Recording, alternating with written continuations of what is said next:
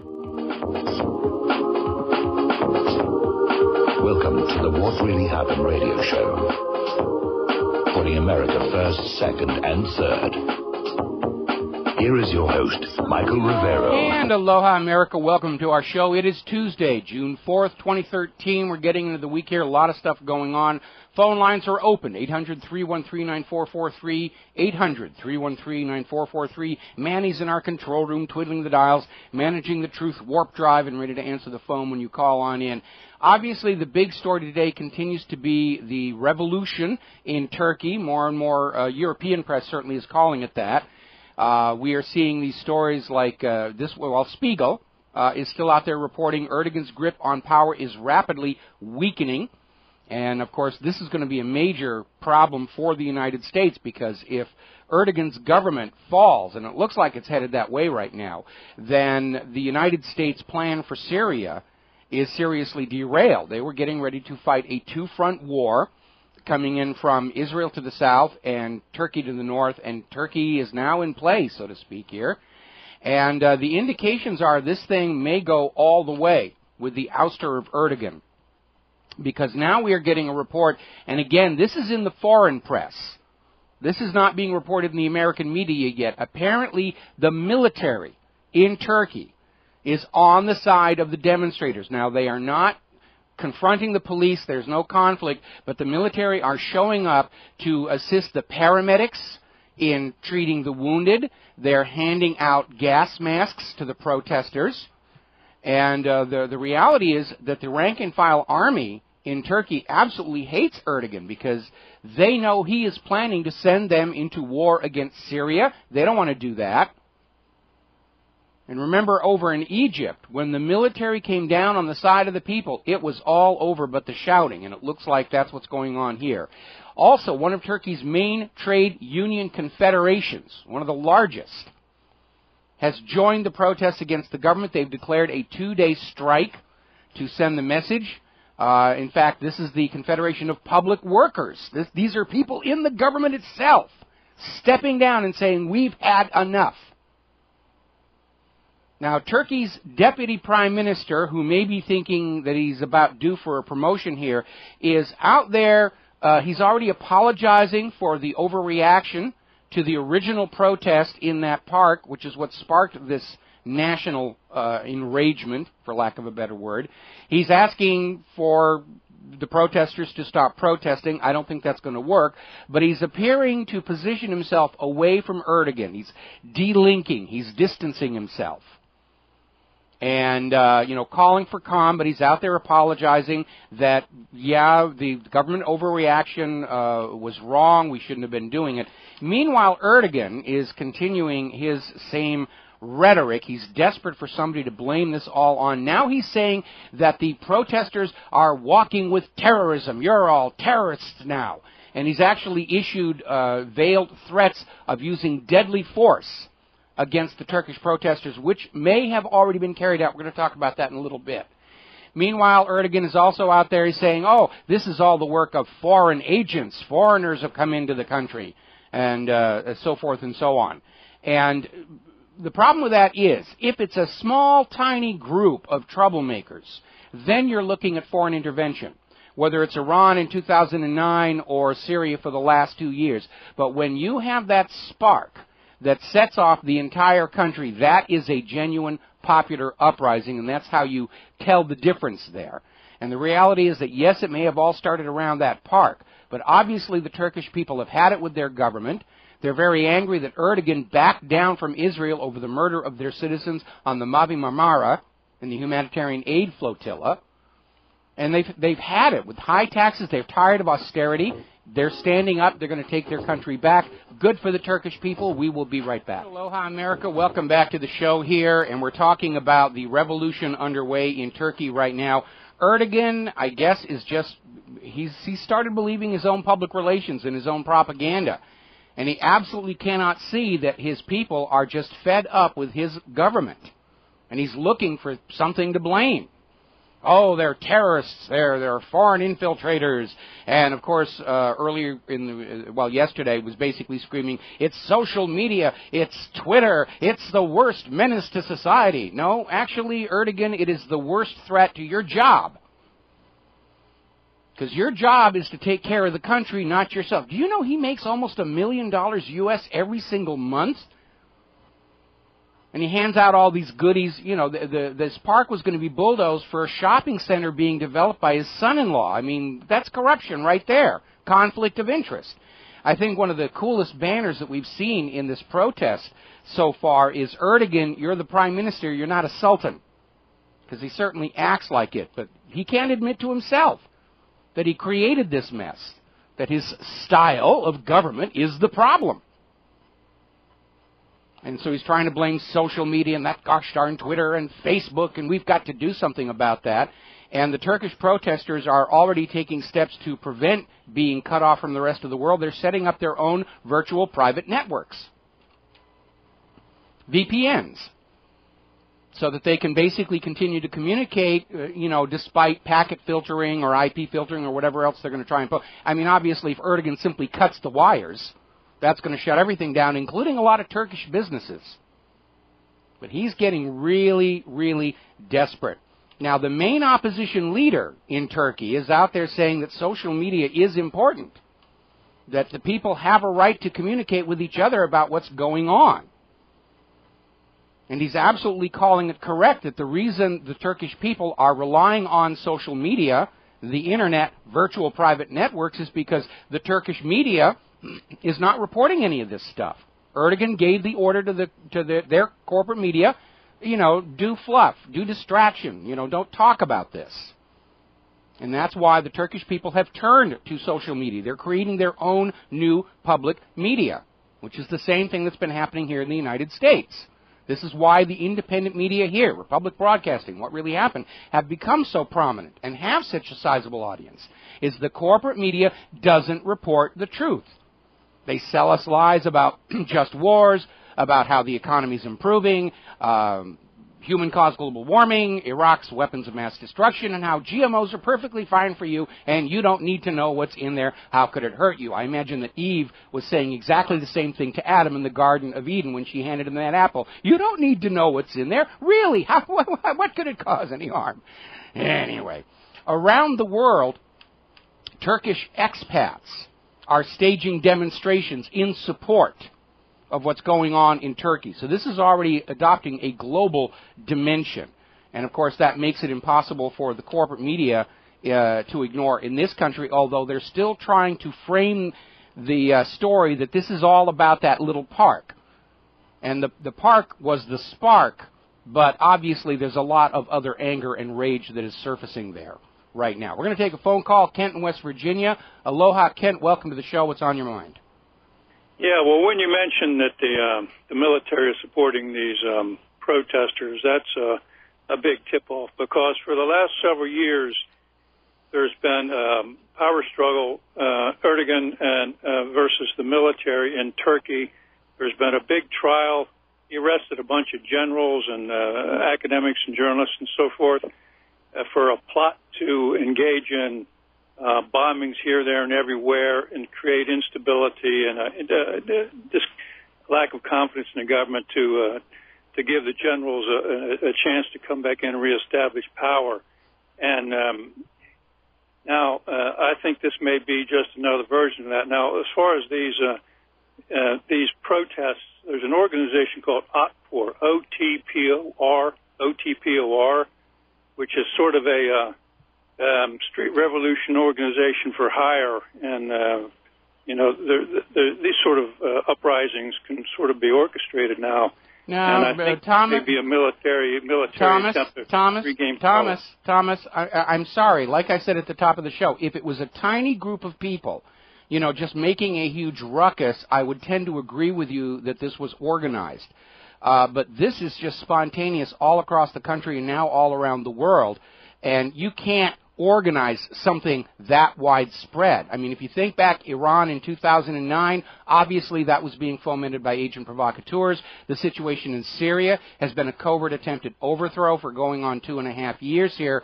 But the idea that somebody could come in, well, let's say hypothetically, that this OPFOR could come into the United States and all of a sudden have 150 million Americans stand up and scream they want the government gone, that just can't be created out of thin air. Now, probably probably everybody's thinking, how can I take advantage of this and, play it and steer it in my way? But obviously, this reminds me a lot of Romania, where there was just this riot at a sporting event out of a clear blue. 2 weeks before Romania fell, just looking around the place from outside, you would have thought everything was okay there. But they had this riot broke out at a sporting event. It turned into a spontaneous political rally. It spread across Romania, and 2 weeks later, Ceausescu was machine gunned to death on Romanian television. So that basically tells you when it's that widespread, it is a genuine expression of the rage and anger of ordinary people. Well, there could be a lot of spontaneity there could be a lot of spontaneity that does occur, obviously there is a lot of discontent about what's going on in Turkey, because he is moving away from the secularist tradition of Turkey. So there is a lot of discontent. And also, of course, there's no support at all among the Turkish people or even the Turkish military for Erdogan's unquestioning support of the U.S. and Israel agenda in Syria and Iran. And they know the bombs are going to be falling on their homes from this U.S. war. Yeah. Okay? All right, well, thanks a lot. All right, you got it, and we'll talk to you later. Now then, again, all over the social media coming out of Turkey, they're showing photos of these chemical weapons munitions being used against the protesters in Turkey, many of which are clearly labeled made in the USA. And we saw that over in Egypt when the U.S. was trying to keep Mubarak in power. And they were sending him all these crowd control materials made in the USA. Now it's surfaced up there in Turkey. Apparently, over the last 12 years, Turkey imported a total of 628 tons of tear gas and pepper spray to be prepared against this very style public uprising, to keep their hands on power. Just like we're seeing our Department of Justice buy all this hollow point ammunition and all these armored vehicles and all these guns to give to the National Weather Service. They know what's coming. They've pushed all these nations enslaved to these private central banks have pushed their people to the edge of revolution by constantly looting them to prop up this Ponzi scheme bank. And it's starting to blow up again. And I don't think Erdogan's going to survive. When the people are against him, the military are against him, his own public workers union is against him, Der Spiegel is absolutely correct. He's losing his grip on that country. And that's going to seriously, seriously complicate things for the U.S. agenda in Syria. Apparently, over 3,000 people have been injured over the last 2 days in the protest as it continues to spread from city to city. And as I mentioned earlier, the main public workers union has started a 2-day strike in support of the protests, which means the bureaucracy of Erdogan's government has come to a complete standstill at this point. But there was an interesting item inside this story that came out of the BBC. Abdullah Komert, 22-year-old, was seriously wounded after gunfire from an unidentified person, and this 22-year-old later died in the hospital. So somebody is shooting the protesters. And it raises the possibility that Erdogan already has deployed snipers to try and kill protesters to scare them back into their slave pens. And again, this is just going to further inflame the public rage. Erdogan's attitude is if we flog them hard enough, they'll go back to living the way they were before. That does not happen. And Erdogan's deputy prime minister seems to understand that. He's already out there saying, yeah, we overreacted. Can we all calm down? Can we all get along? Apparently, photos have surfaced showing men in civilian clothing with large wooden sticks attacking the Turkish protesters right alongside the police force. So they're deploying other assets, whether these are intelligence agents, workers, or whatever else is going on. But they're thrashing around there. Now, over at YouTube, there was an interesting video by Abby Martin, basically calling out the American corporate media for its very limited reporting on the revolution in Turkey and its attempt to portray it as strictly a kerfuffle over this city park that was going to be bulldozed for this shopping mall that was going to be built by Erdogan's son-in-law. And it's not about that. That was the flashpoint. And there's always going to be a flashpoint when you have pushed a population right to the edge. You never know where that spark's going to come from. Again, look back at Romania. Riot at a sporting event. 2 weeks later, Ceausescu was dead. All right, getting on to Pentagate, although I guess it's up to Heptagate, I guess, because there are even more new scandals surfacing we're going to be getting into.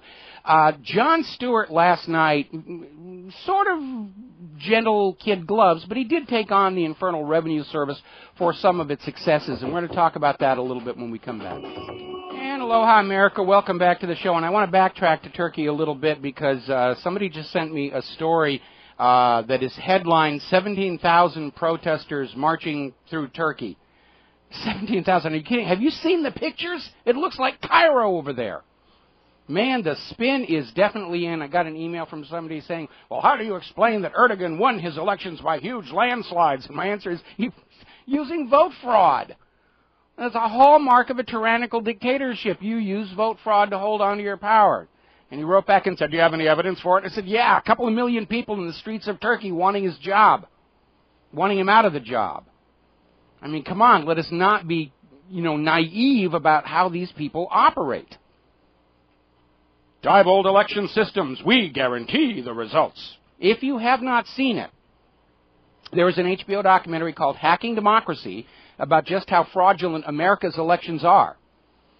And if you think vote fraud is a problem confined only to the United States of America, of course not. Vote fraud's always been. Remember what Stalin said. Voters don't decide anything. The people who count the votes decide everything. So, yeah, the Turkish elections have to be suspect. When you have a nation that's on the brink of revolution, it undermines the idea that the leaders have some kind of a public mandate.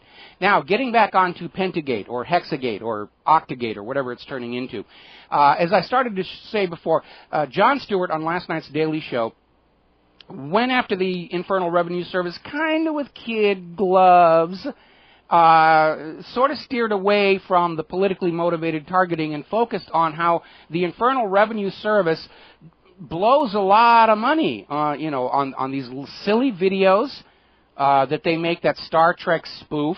And I love Stewart's comment on there saying, I've seen porn parodies with better quality. And he say, what did they spend all this money on? Did the guy with his iPhone drop it 3 times while shooting this thing and have to buy 2 new iPhones or whatever it is? But the biggest situation, of course, is all this money spent on these huge conferences for all the workers. And I guess, if you basically have a staff whose job it is to go out and pillage the nation, that you've got to work on keeping their morale up and you've got to keep brainwashing them that what they're doing is right and just and moral. I'm sure that Sir Guy of Gisborne threw regular parties for his soldiers before he sent them out there to steal pigs and chickens from the British. But it's a huge amount of money. Something like they spent $50 million on these 200 employee conferences over 3 years. I mean, how often do they have these conferences? 200 conferences over 3 years? That's almost one a week. Actually, it's a little more than one a week, these conferences. And the IRS was putting up its workers with presidential hotel suites. They were paying for dance classes and tickets to baseball games. Boy, these tax collectors, they live pretty high on the hog, don't they?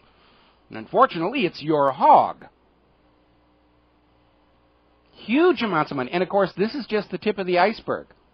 The cash is just flowing in and they just take their piece of the action. They're having a real good time over there.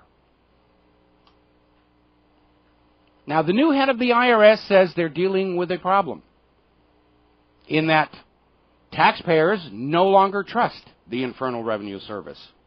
Gee, you think? I don't think there's been a lot of trust all along. This is just exacerbating an already existing credibility problem. More and more Americans understand this whole thing is a huge, huge fraud. It's a hoax. It is a lie. It is the biggest of the big lies.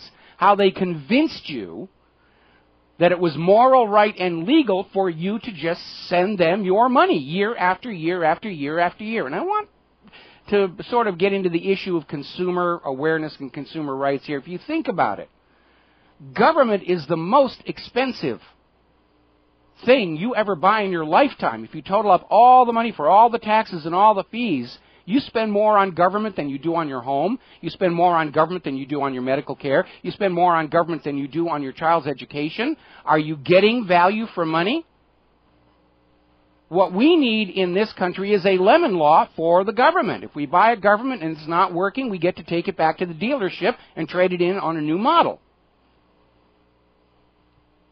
Or failing that, what we really need is a cash for clunkers program for the government, where if your government is inefficient and costly and not working very well, you take it in to get crunched up at the junkyard and you get a $5,000 credit toward buying a new, smaller, more fuel-efficient government. I think that's what we need here right now. That's what the people of Turkey are getting ready to do.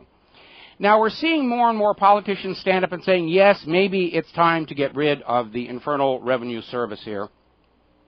And in particular, Texas Republican Senator Ted Cruz is out there saying it's time to abolish the IRS. Well, it sounds like a good idea, and it's an idea whose time may have come, but just think about it. If Blackbeard the pirate changes his crew of scurvy dogs, nothing really happens. The plundering still goes on.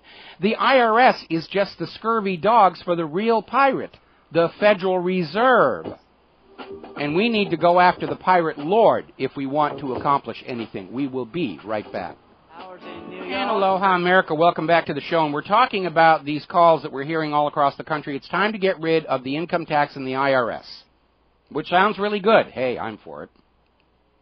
But it doesn't really solve the problem, because the problem is not the income tax itself, and the problem is not the Internal Revenue Service. The problem is a private central bank issuing all the public currency as a loan at interest. And until that is removed, nothing will really change. Everybody's out there, they're pushing the national sales tax or the fair tax or all these other various flim-flams. And as I said before, what it really amounts to do is they're going to tell Blackbeard the pirate he's got to replace his crew. Get rid of this group of scurvy dogs and bring in a new group of scurvy dogs, and we'll hope that everything will get better. No, it won't.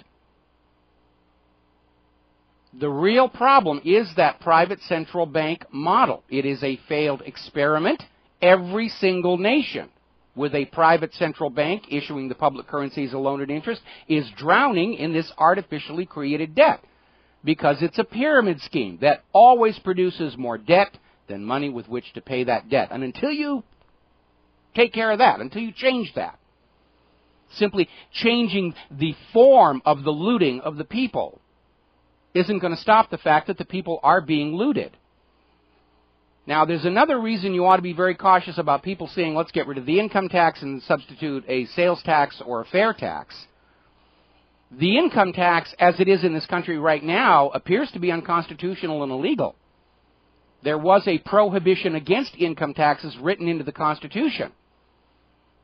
Now, the money junkies over at the Federal Reserve and the Internal Revenue Service keep insisting that the 16th Amendment change the rules to allow them to impose an income tax on you, but nobody can prove the 16th Amendment was ever actually ratified. Secretary of State Philander Knox simply sent a letter to Congress saying it's been ratified. And that was it. Nobody was double-checking. And everybody who has looked into this issue, Bill Benson, Joe Bannister, they can't actually document that the 16th Amendment was ratified. And, of course, the attitude from the Internal Revenue Service is, we don't have to prove anything to you. Just take it on faith. You must believe. In fact, if you go back to Aaron Russo's America, Freedom to Fascism, where he's talking to a former commissioner of the Internal Revenue Service, and this guy basically ends the interview saying, look, you just don't want to believe that what we're doing is right. It's faith-based taxation.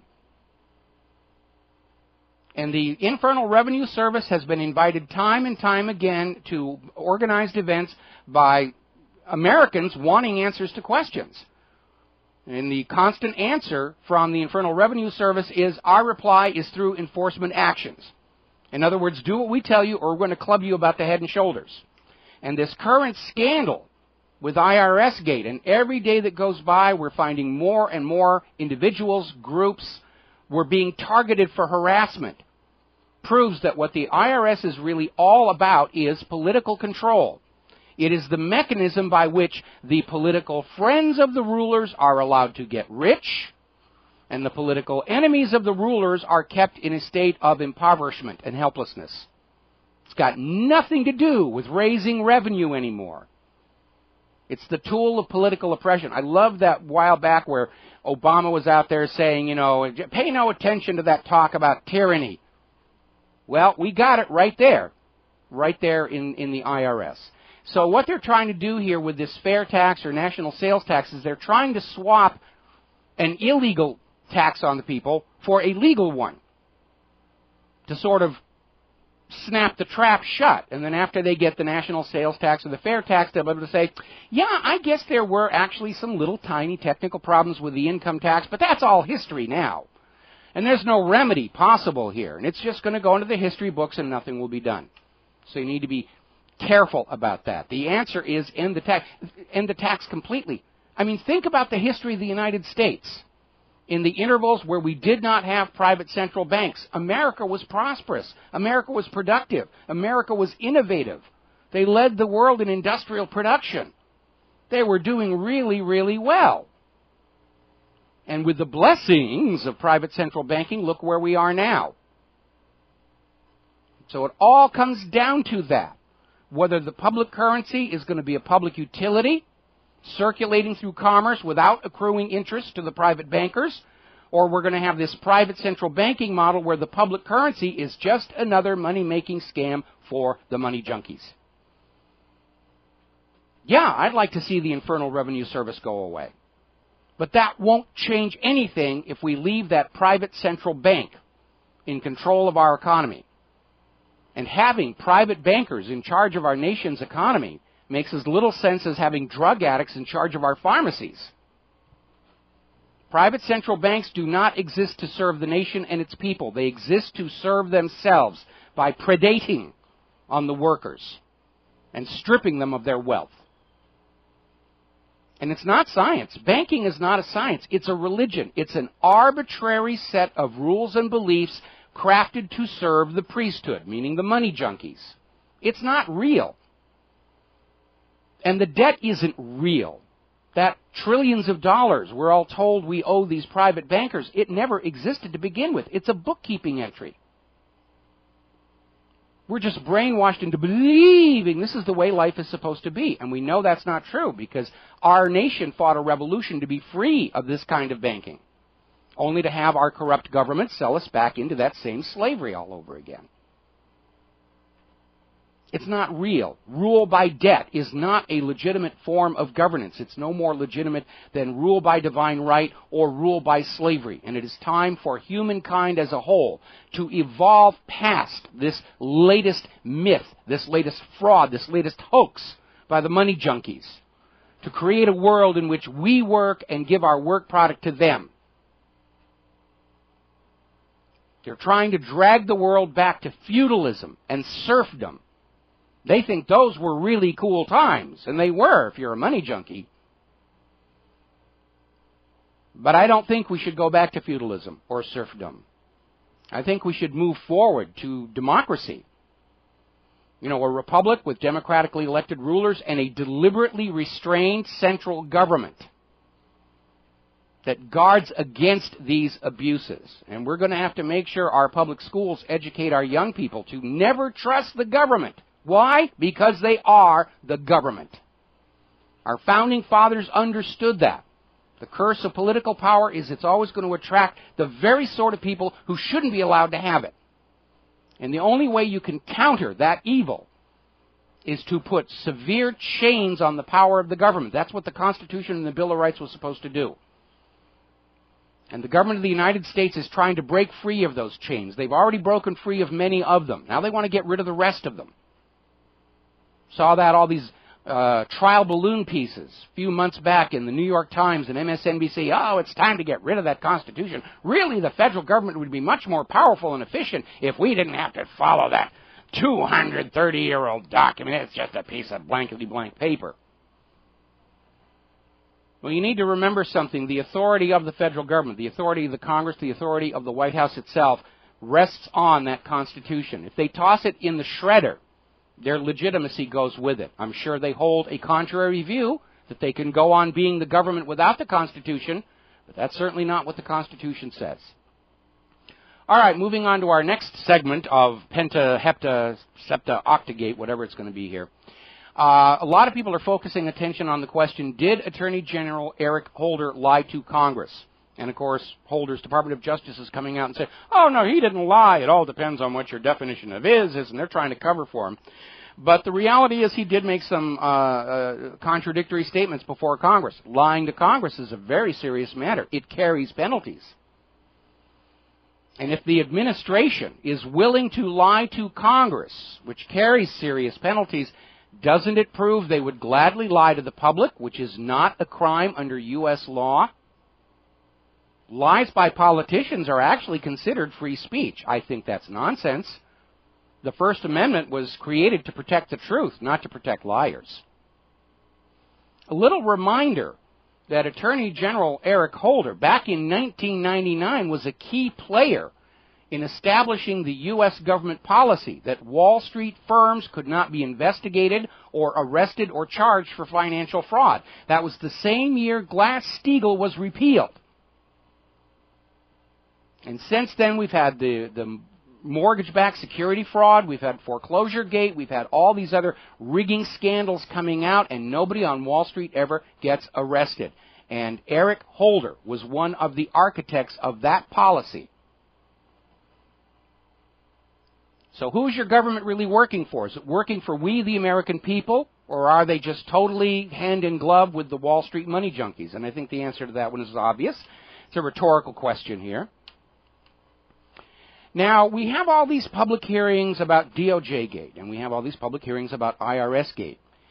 You may not be aware there are still hearings going on about Benghazi, but they are behind closed doors. Former Ambassador Thomas Pickering testified today into the events at the U.S. consulate in Benghazi, Libya. But those doors are closed. You're not allowed to know what's going on in there. They'll let you have your, justified peek into what's going on with Department of Justice and IRS Gate, and they're hoping you're going to focus on those. But you have to ask the question, what's going on behind those closed doors when they talk about Benghazi? And, of course, you all know my theory. Last summer, polls showed the presidential race neck and neck. Romney was actually slightly ahead. A lot of media outlets were openly predicting a Romney victory. Now, Barack Obama had failed to garner public approval over the killing of that man they claimed to be Osama bin Laden, mostly because of the manner in which the body was disposed of and the flood of obvious fake photos leaked onto the internet to try and convince everybody that, yeah, they got Osama bin Laden, although most of us know the real Osama bin Laden died of natural causes in late 2001. So Obama needed a publicity stunt. He needed his own October surprise.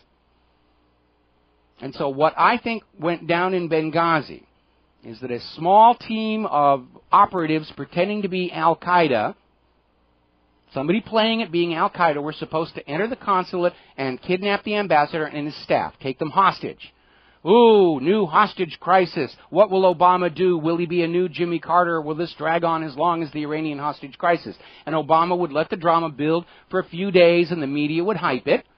And then Obama would resolve the situation, either with a prisoner swap or send in the SEAL teams to rescue the hostages, and he would look like a hero for the November elections.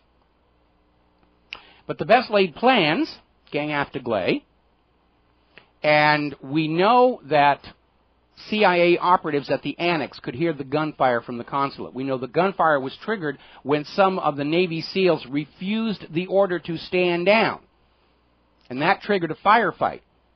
And we know how the whole Mideast erupted in sympathetic protests when Benghazi started going down. Everybody was at the flashpoint. Same thing as the people in Turkey.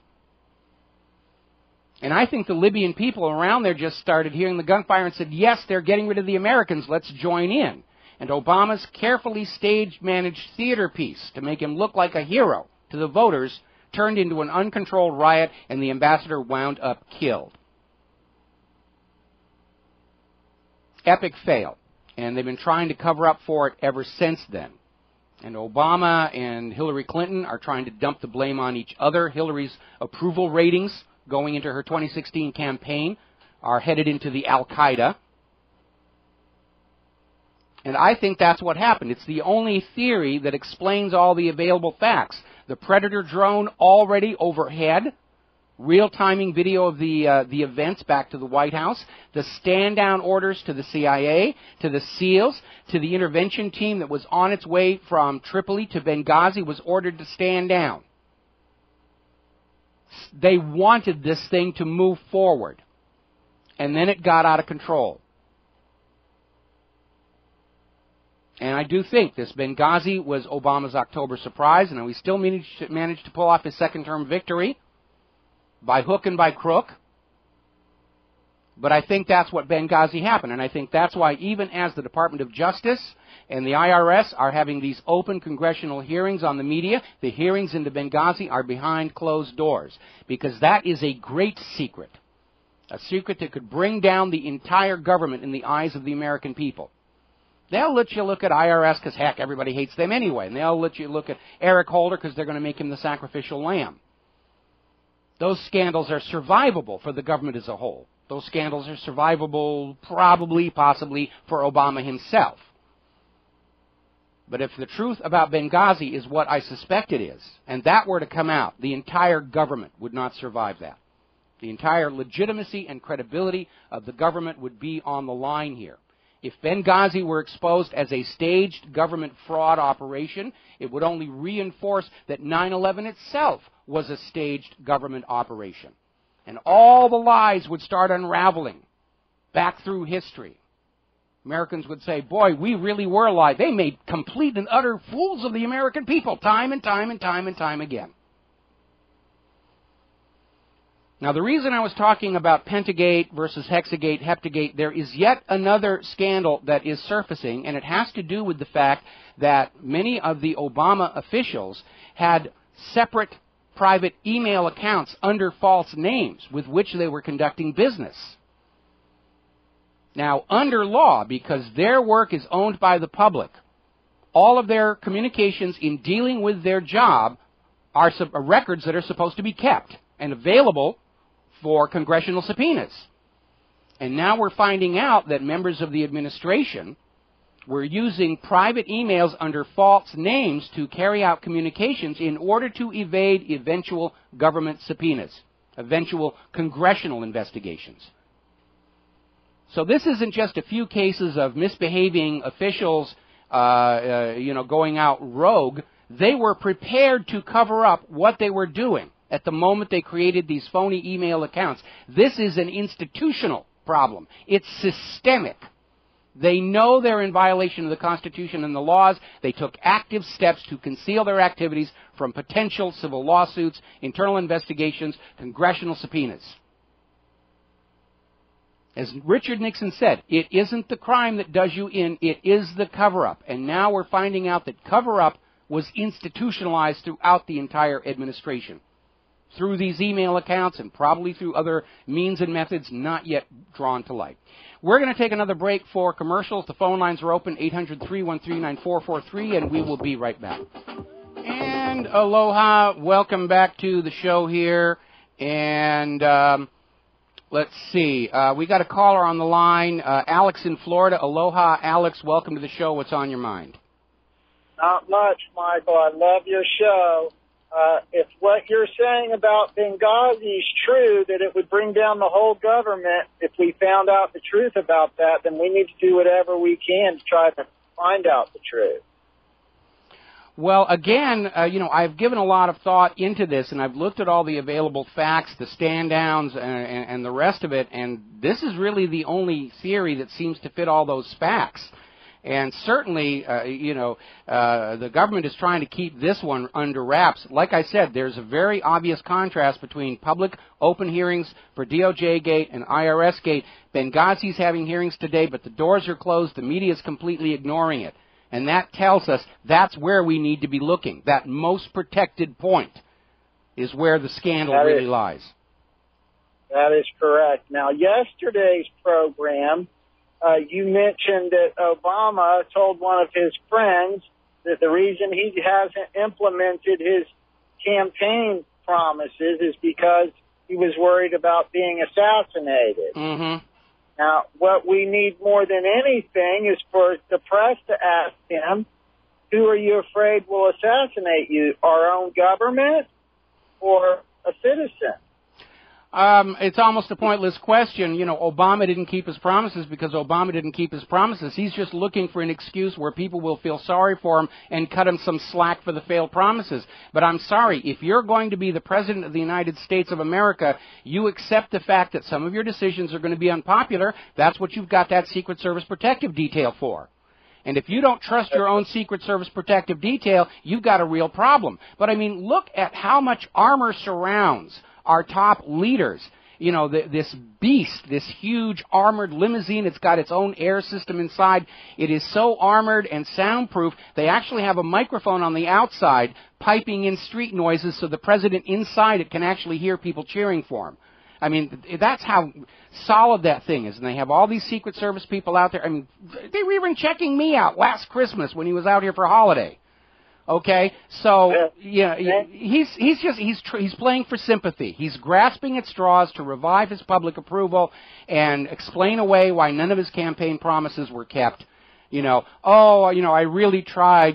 Congress wouldn't let me do this. I'm afraid of being assassinated. All right, well, if you can't do your job, it's time to step down. You still there, Alex? He dropped. He dropped. All righty. Okay, now, getting on to the situation in Syria. There are a lot of convoluting situations going on there, including, of course, inevitably, natural gas. Okay, we're going to take Thomas after we come back from this station identification. And aloha, America. Welcome back to the show. We're going to go to the phones to Thomas in Sweden. And I know we had some confusion. I'm sorry about that. There were two callers who identified themselves as Thomas in Sweden, and we got confused there. So, Thomas, what's on your mind? Oh, okay, Mike. Okay, you're the real Thomas in Sweden. I recognize your voice. I'm wondering if the first one was pirating your identity to get on the air. Oh, really? I'll have to go back and listen to that. I heard that it was Thomas, but I didn't hear that it was Thomas in Sweden. Well, maybe I have a copy somewhere. Anyway, let me get on to this. You talked about Erdogan losing his grip on reality and power. And I'm reading an article. I beg your pardon? And on his power, whom the gods would destroy, they first make mad. Oh, well, then I'm sure to be destroyed myself any second here now. But anyway, he had a planned trip to Morocco and North Africa of the friendship and PR type, and he's going to carry through with those trips out of Turkey now because, the protesters, they're just riffraff. They're nothing to be concerned about, according to him anyway. Well, those Turkish protesters may lock the door, once he's gone and not let him back in.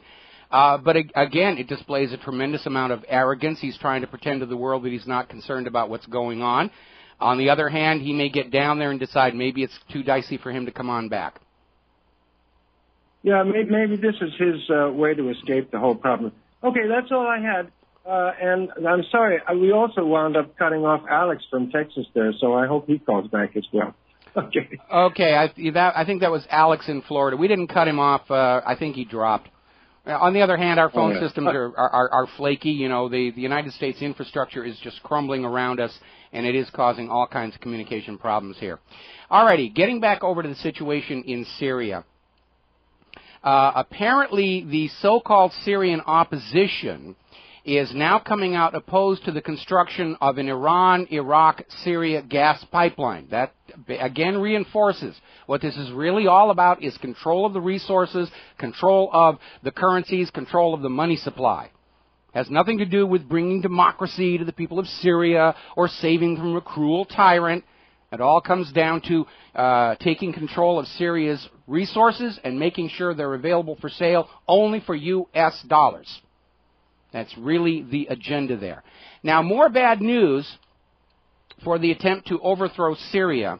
The Syrian Revolution General Commission has withdrawn from the Syrian National Coalition. They have all these different little groups that were organized in opposition to Assad, and they're starting to break apart. The coalition is falling apart. We reported yesterday how many of the groups that were in this so-called Syrian revolution have decided they're very alarmed by how many Al-Qaeda have been hired and supplied by the United States to come in and try and shift the battle in the favor of the Free Syria Army, 95% of whom are not Syrian. And they're even going back to Assad. They're defecting back to Assad and saying, we were wrong, we're siding with you right now. So the coalition is beginning to break apart right now. The opposition coalition, rather. And it is perhaps because of this that Condoleezza Rice is now making the tour of the talking head shows saying the U.S. doesn't have an option of no action in Syria. She's basically saying the U.S. has no choice but to directly militarily invade right now, and it's worth the loss of American lives to go in there and save the Syrian people from the evil tyrant, blah, blah, blah, blah, blah, blah, blah. Okay, Condi, if you really feel that way, here's your rifle, here's your parachute, watch your head climbing into that transport. We'll call Assad and tell him you are on your way to kick his butt all by yourself. But after that whopper you told us about Saddam's nuclear weapons, we're going to sit this next one out. We'll be back after these commercials. And aloha, America. Welcome back to the show. We're talking about what's going on in Syria, and we're getting a report out of 12160.com where Jeremy Scahill is out there saying there are massive human rights abuses being committed by these so-called rebels. And again, this is what tells us it's not a real popular revolution, because if you are inside a country seeking change, you need public support. You are not going to achieve your socio-political objectives by going out and committing acts that turn public opinion against you. And again, look at the American Revolution. How far do you think it would have gotten if Thomas Jefferson and George Washington and the rest of the gang were burning down colonial churches, were going into colonial schools and shooting the children? They would have gone nowhere at all. These are actions of outside forces coming in, attempting to scare the population into supporting them. And that alone tells us this whole Syrian rebellion was concocted out of thin air. It is a covert attempt at overthrow to get Abbas, get Abbas, get Abbas. Now, I'd like to do a little compare and contrast here between Syria and Turkey. The official story of the United States government is that they have to send in money and weapons and supplies to those poor Syrians struggling to free themselves from the evil Assad.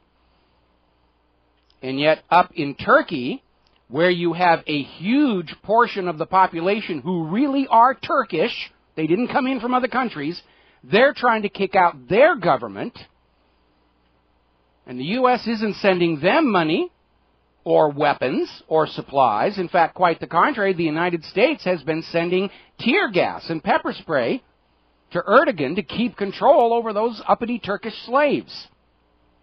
Keep them paying for austerity. Keep them fighting the wars the U.S. wants in the region. Quite a double standard, don't you think? So anytime the United States says it's carrying out its foreign policy agenda for humanitarian reasons, you know it's a joke. Because they're only humanitarian in those countries where they want to overthrow the government, where they want to have a regime change. In those nations where they're just happy as all get out with the current government, like Turkey, or Qatar, or Bahrain, the U.S. does absolutely nothing. In fact, generally, they're on the side of the oppressors. Now, at a time here when the U.S. government is saying there is no money for roads, schools, bridges, hospitals, and the rest of it, the United States is spending $25 million to build a military base for Israel's anti-missile system to protect them from the evil Iran, who hasn't actually attacked anybody in a war of aggression for over 200 years. There's money well spent. And to basically pour salt in the wound here, Israel is very upset at the United States because in putting out the bids for this $25 million construction project for Israel, the United States basically indicated where it was going to be built, and that's something Israel wanted kept secret. And so after all this money and favors and more weapons for Israel, Israel saying, oh, you screwed up, we're angry with you, how much sharper than a serpent's tooth to have a thankless child here. A lot of people are still paying attention to all these mass graves discovered in Jaffa. They have uncovered 6 mass graves so far with hundreds and hundreds of Palestinian victims from the 1948 creation of Israel. They were committing genocide to clear off the land. And, of course, where you found 6 mass graves, the question is, how many more are you going to find? How many thousands of Palestinians were simply exterminated during the creation of Israel? And why does Israel remain unaccountable? Why hasn't the historic record of the Nakba been set straight? Why isn't the United Nations critical of what Israel did in Palestine? Which is really no different than what Hitler did to Poland or France. And the world stood up to the Nazis and said, no, you may not go into somebody else's country and take it for your own use. But if you're Israel, the rules don't apply. Yes, go in and take Palestine for your own use. Kill them all off. We don't care. Now, Obama has issued new sanctions against Iran, targeting their auto industry, which I didn't even know they had one, and targeting their currency. In fact, the officials are saying the goal is to make Iran's currency unusable. There it is, right there. All wars are bankers' wars. They don't want anybody's currency to threaten the U.S. dollar on the global market stage. So what the U.S. government is saying with these new sanctions is, see, you have to use the dollar now. It may have problems, but we're going to get rid of all those alternative currencies, whether it's the Libyan gold dinar, the Chinese gold yuan, Iran's currency. We're going to make the dollar supreme by destroying any other currency that poses a threat to it, meaning a currency based on value that doesn't bear interest to private central bankers. Now, as I mentioned yesterday, Iran's Ahmadinejad had to have an emergency landing when his helicopter was hit with what is still not being explained. They're just saying it's an unspecified accident. And he had to make an emergency landing, but Ahmadinejad is unhurt. We seem to be seeing a lot of people having these near misses, like Assad the other day, and that clergyman who was survived being machine gunned. A lot of wet work starting to happen in that part.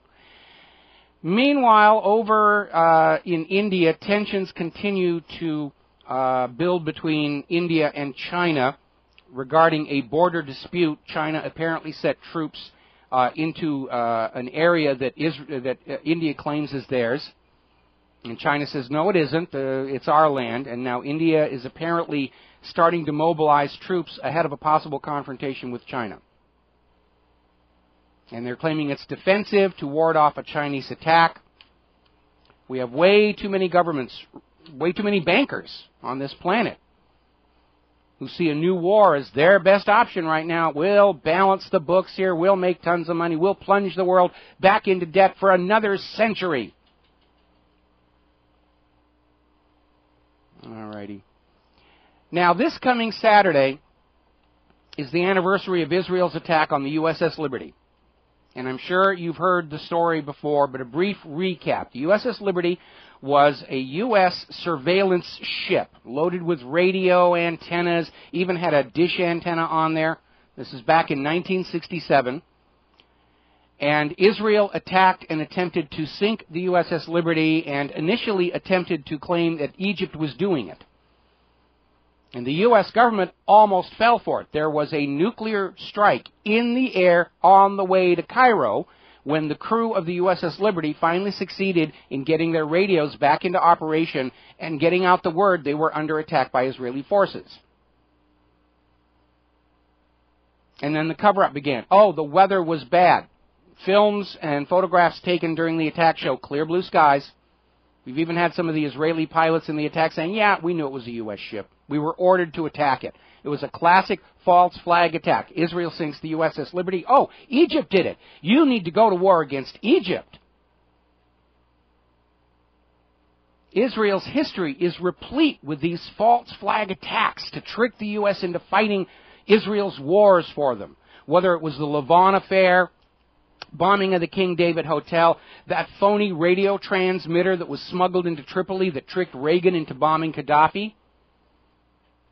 Israel's a master at false flag attacks. They're a master at let's you and him fight. And that's why I'm very concerned that Israel would be perfectly happy if the U.S. and Russia got into a mutually destructive war, wiped each other out as global influence, and Israel would stand up in the Middle East and say, aha, we really do have nuclear weapons, and now all these oil countries are going to do what we tell them to do.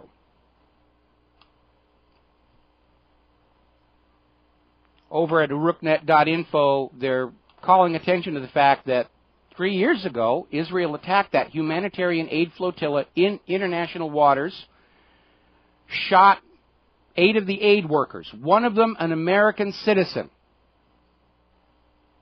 And the U.S. government has done absolutely nothing about it. Went up to the UN and said, yeah, it's cool. Israel can kill any Americans they want. We don't mind. We don't have a problem with it. Really. Can't upset Israel. Meanwhile, there's a weird story. Apparently, the U.S. State Department has issued a travel advisory to Americans that are in Egypt that they should stay away from the Giza pyramids. That's a very specific area. They're not saying get out of Egypt entirely, just you don't want to be near the Giza pyramids. Why? That's kind of a very, very bizarre circumstance. Why are they warning Americans away from the pyramids specifically? Have to keep an eye on that. I'm sure Israel would love it if the pyramids just vanished in a blinding flash of light, because all of Egypt's archaeological treasures underscore the fact that there is zero archaeological support for Israel's claims of the cities of David and Solomon and the First Temple. We'll be right back. And aloha, America. Welcome back to the show. And yesterday we were talking about all the communications difficulties we were having with our Skype lash-up. Justin TV was cutting in and out. The net just seemed to be jammed up. And, of course, for a large part of our show, Russia Today, RT.com, was unreachable. It turns out there was a distributed denial of service attack aimed at RT.com, and apparently began after RT.com started running stories about the protests in Turkey. And, of course, the coverage of Turkey continued uninterrupted on Twitter, so after a while, whoever was doing it basically quit that. Meanwhile, over in Jordan, they are starting a campaign of blocking what they're calling unlicensed domestic news websites. In other words, over in Jordan, their way of trying to control public perception is to go out to independent news websites, like mine, and say, you must have a government license. And if you don't have a license, we will block you. And we get to decide if you get the license or not. So Jordan is sort of leading the way in the globalists' attempt to find some way to regain control of public perception in the age of the Internet and independent media. And ultimately, it's not going to work. They may score some small victories, but again, look back at the sociological history. Back during Gutenberg's time, when his rediscovery of movable type printing made books affordable to ordinary people, and people began to read, literacy went up, and a lot of the old lies and frauds and hoaxes from the various ruling entities began to fall. And they panicked. Massive book burning, trying to control it, trying to buy it, trying to basically bring it back into the service of the ruling powers, and in the long run, it didn't work. The world changed. All of history could be written as a contest between rulers trying to control what their populations believe and technological innovations that allow people to break free from those belief chains of slavery. And we're going through another one right now. And those institutions that can evolve to adapt to the new environment, the new information environment, the infosphere, will survive. And those institutions that cannot evolve and adapt are doomed to extinction. And I think the United States government is one of the latter because it's carrying a burden of 200 years of accumulated lies and frauds against the American people. And so it can't change its behavior. It can't stand up and say, yeah, we lied to you about Pearl Harbor, lied to you about Kennedy, lied to you about all this other stuff. We promise we'll do better. Nobody would believe them. Speaking of Jordan, the United States is sending Patriot missiles and F-16s to Jordan, ostensibly for a drill. But they've already said they're going to keep the weapons there to counter the threat posed by Syria's civil war. So it looks to me like they're already responding to the fact they may lose the Turkish front into Syria, and now they're trying to build another one really quickly in Jordan. Russia has countered by stationing their Iskander-M advanced missiles in Armenia. And these are surface-to-surface ballistic missiles, capable of reaching targets more than 400 kilometers away. So everybody's pouring weapons in there. This is the flashpoint. This is where World War III is really going to get going, unless there's an economic collapse here in the U.S. first that would save the world from World War III, save the world from another banker war. Russia is also very angry. Apparently, they discovered the Pentagon was running a military laboratory in Russian Georgia that was experimenting with biological weapons. And the Georgian government has finally moved to shut this thing down, but it was this biological weapons lab funded and staffed by the U.S. Department of Defense. They don't want you to know they're still playing with these things. Just like the torture centers. They don't have them in the United States where somebody with a cell phone camera can spot them. They put them in other countries and they hide them there, but they're being discovered out there. Speaking of the Pentagon, they're already planning for, they call it mulling, a new Afghanistan surge after 2014. We've all been told 2014 our troops will come home, and the Pentagon is already saying, yeah, we're going to bring them home, but we're going to turn right around and send them back in. We need to retake Afghanistan. They're breaking free. We've got to keep them garrisoned. That's going to be a real tough sell, because we were all told that invading Afghanistan was all about revenge for 9/11.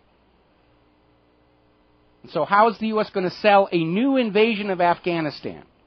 Because they're not doing what we tell them to do? I don't think the American people are going to go along with that one. Alrighty, more news from the world of your police enforcement here in the United States of America. This is a story that came out from the Trenches World Report. Down in Florida, the dash cam in a police car documented how this police officer literally chased a man 100 feet into an open field, ran over a fence, and then ran the man down, killing him instantly. The man who was killed, the citizen, was pulled over for not wearing a seat belt. They got to be on SSRIs. We'll be right back. And aloha, America. Welcome back to the show here. And the, let's see. Speaking of LA, the police, we were talking about that guy in Florida where the police officer pulled over a guy for not wearing a seatbelt. For some reason, the altercation got to the point where the guy decided to run, and the officer ran him down with his patrol car, and it was all recorded by his dash cam. They're not releasing the video. They're saying it's very grisly, probably would indicate that the officer provoked it. Again, I got to ask that question. We know 10% of the population as a whole are on these prescription antidepressants that just screw people's brains up, leading to violent, bizarre behavior. We have to presume at this point 10% of police officers are on these medications. Probably even more than that, because police work can be very, very stressful. And when you're out there repressing the the people of the United States for the benefit of the money junkies, I'm sure probably, that adds to your stress level as well. Over in Los Angeles, last Friday night, I just absolutely love this. Los Angeles police stormed a video game company, Robotoki, and got into an armed standoff with what they thought was a sniper on the second floor. Turned out to be a life-size statue of one of the characters from Call of Duty. And they got out there with their SWAT and their dynamic entry and the rest of it. And apparently, it turned out the initial call to those headquarters was a false alarm. There's your police in action. We're going to make sure that statue doesn't hurt anybody here. My goodness here. John Kerry is out there announcing the U.S. will sign the UN Arms Treaty over congressional opposition. I talked about this before. Obama can sign any treaty he wants. It does not go into effect here in the United States until Congress ratifies it, and Congress is opposed to this United Nations Small Arms Treaty. So unless Obama is looking for a way to suspend the Constitution in Congress, which may have been the agenda behind this Kokesh armed march into D.C., Obama's signature is worthless on that treaty. Of course, he could sign the treaty and immediately try to implement it through executive order. Congress might just sit there and let him get away with bypassing the Congress like that, but Obama's clearly exceeding his presidential authority at this point here. And that can have consequences. Down in Colorado, apparently, several of the petitions to recall those Colorado legislators who voted in their new gun law now have enough petitions to force the recall election. So the people are definitely standing up, and they're still working within the system, trying to send a message to politicians everywhere. It's the Bill of Rights. It's not a bill of suggestions. We're going to grab a phone call here. Joe in South Carolina. Aloha, Joe. Welcome to the show. What's on your mind? Hey, how you doing, Mike? Doing all right. Good. Great show so far. Listen to you all the time. Good stuff. Listen, I just think it's very poignant that Obama made the statement that he didn't keep his campaign promises because he was worried that someone might take him out. Mm-hmm. And I think the guy's telling the truth, because if you think about it, he said no more lobbying, no more all the games and antics and pay-to-play stuff. Joe, I'm sorry. This is a pitiful bid for sympathy from Obama. No, I'm just kidding. I'm just all right, kidding. okay, all right. I have no sympathy for the man. I was saying, how Kennedy went and did his executive order to get rid of the Federal Reserve and the IRS? Yes. And if and they took him out. So I'm jokingly saying, if he had kept his promises and kicked all the lobbyists out, then, including Wall Street, then maybe they would have done something to him like they did to Kennedy. Well, I don't think people are paid much attention to the promises about the lobbyists and so forth. It was the promise to close down Guantanamo. Was the promise that he was going to end the wars and bring our troops home. In fact, here's his quote from 2008. I will promise you this, that if we have not gotten our troops out by the time I am president, it is the first thing I will do. I will get our troops home. We will bring an end to this war. You can take that to the bank. So I'm wondering, does Obama think that if he ends the wars in Afghanistan and Iraq and all these other places, that the Afghanis or the Iraqis are going to come over here and shoot him? I don't think so. It's a bid for sympathy. He knows his public approval numbers are in decline. He's losing control over his own Democratic Party, and of course he's in his second term. He can't run again, but he's thinking about his historical legacy, and he's starting to look like Nixon the sequel, and he's just trying to find some way to keep his public image up. It's funny because the legacy I always hear from people who are Clintonites are like, he generated a surplus and he got rid of our national debt and all that. And you pointed out so nicely last week that he basically stole from Social Security to shore up, the checkbook, so to speak, to balance the checkbook. Yeah, he looted the pensions of work. Legitimate, but he duped the American people into thinking that, look, I've solved all our problems, and and then and I don't like Bush and don't think he was great, but then everyone was like, look, well, at least when we had Clinton, we were in the black, and now we got Bush and we're in the red and all this, and it's like Clinton never even did anything either. It was all another Ponzi scheme. Yeah, it was another scam here. He quote unquote borrowed the money from Social Security. during a good economy, which means you're never going to get the situation where they can pay it back. And now that's why they're talking about cutting Social Security benefits, raising the retirement age. They're talking about a new government retirement program. They're going to force everybody to liquidate their 401ks and IRAs and give that money to the government in exchange for more Treasury bonds, and they can't pay off the Treasury bonds they've got now. So, yeah, it's just... and again, I think the downside of America's political system is everybody in office is only thinking about looking good and enriching themselves for 2, 4, 6, or 8 years, and after that, hey, it's somebody else's problem. I don't have to worry about it anymore. Nobody's maintaining that long view. Nobody's maintaining that overview of what's good for the nation as a whole. Everybody's just serving their agendas, serving their donors, serving their particular political masters, and the result, of course, is complete and utter chaos in the governmental process and the decline of the nation as a whole.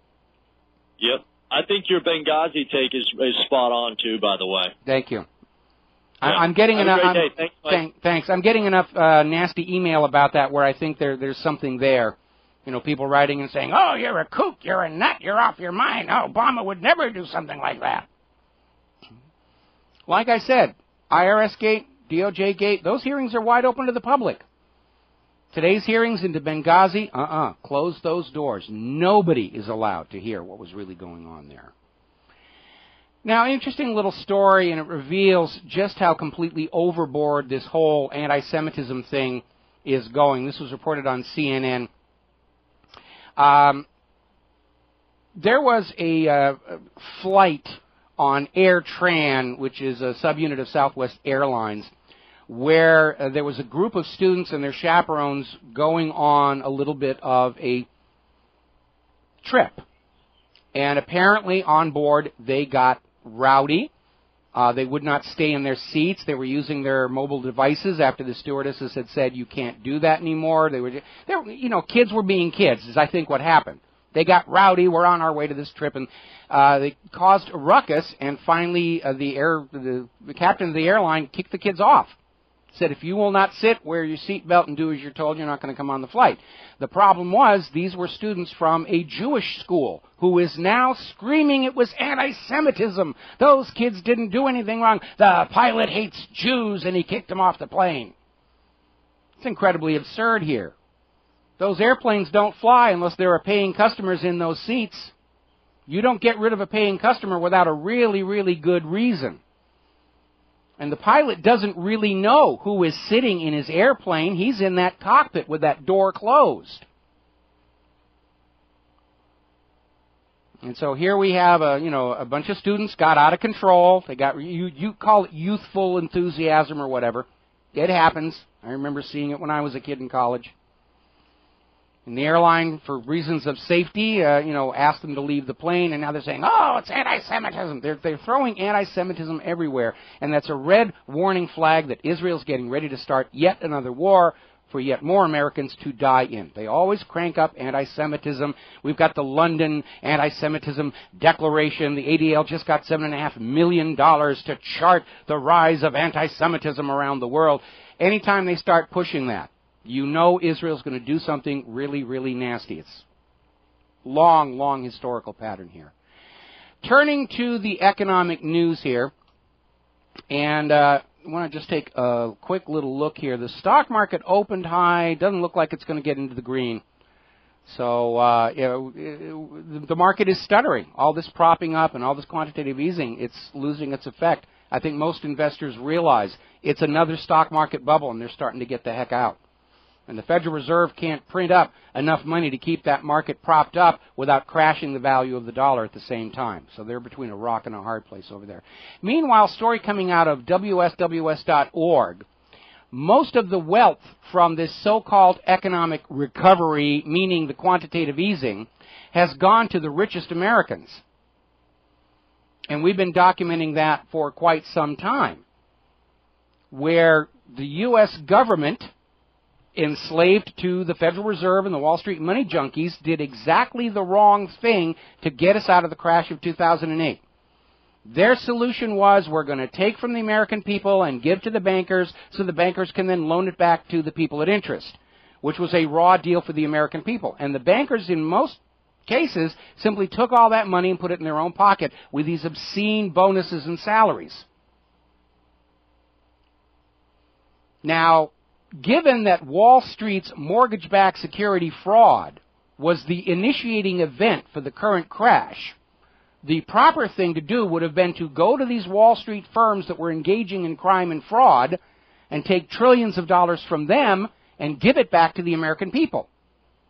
And then the American people wouldn't have missed their mortgage payments. There wouldn't have been a real estate crash. They would have kept up on their credit card payments. There wouldn't have been a credit crisis. They would have bought American cars. Would have been no need for an automobile bailout.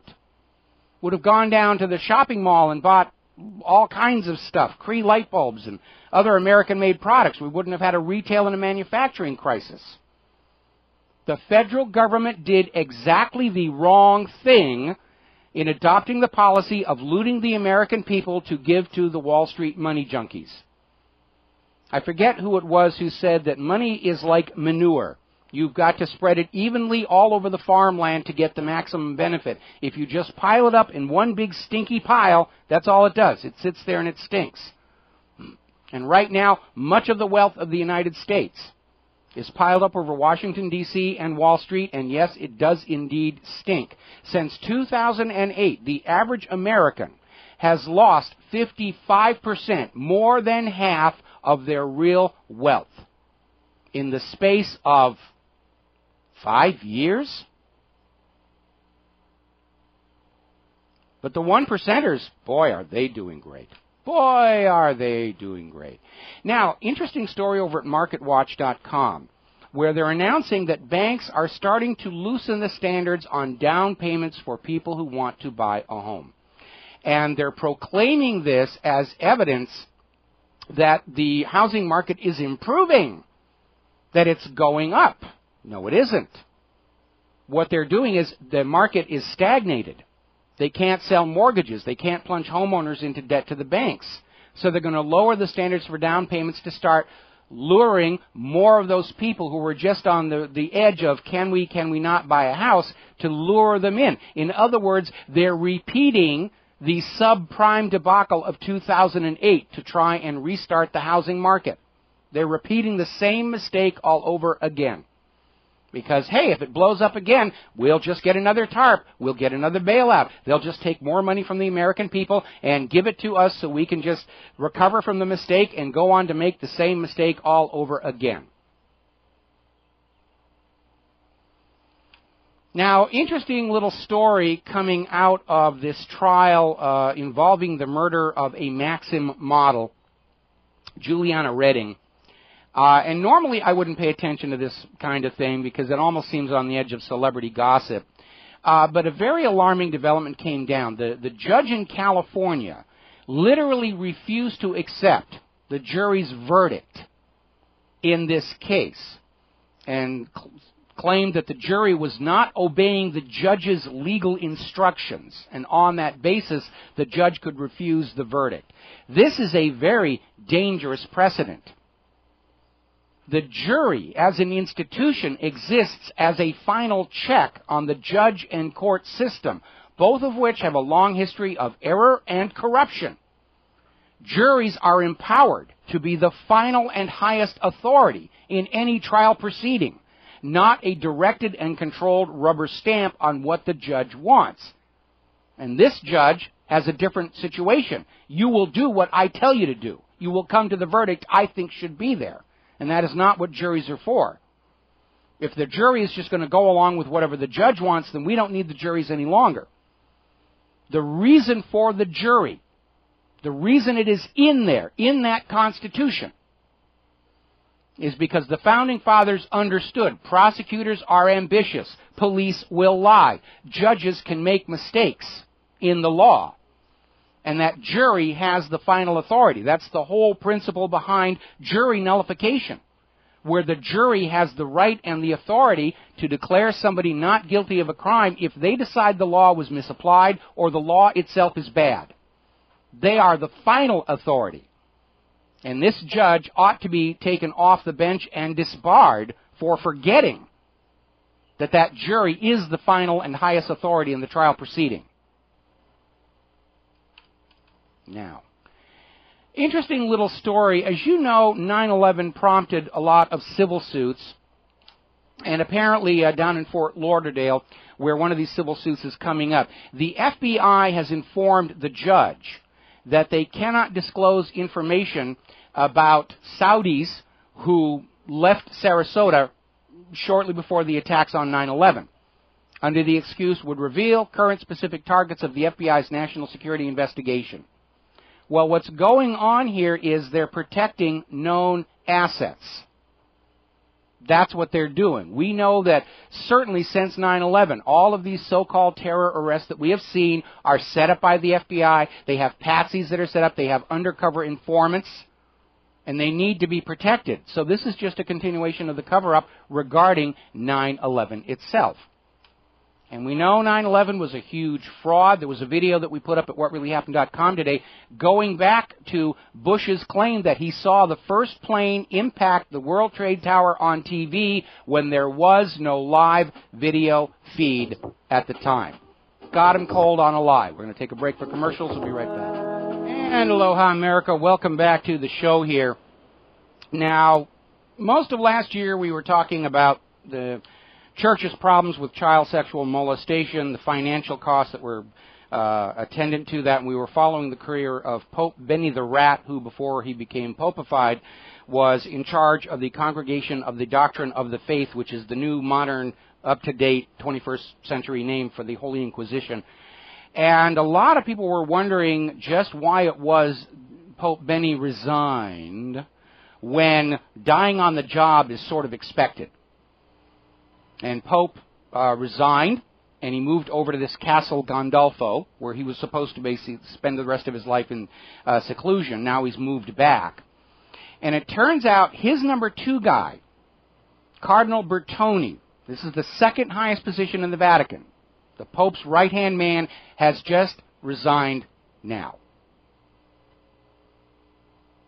Speculation is that he was afraid of being arrested in office, and of course, if Pope Benny was facing arrest over in Castle Gandolfo, he can be served. But now that he's back in the Vatican, he's in a sovereign state that can simply diplomatically refuse any kind of legal action.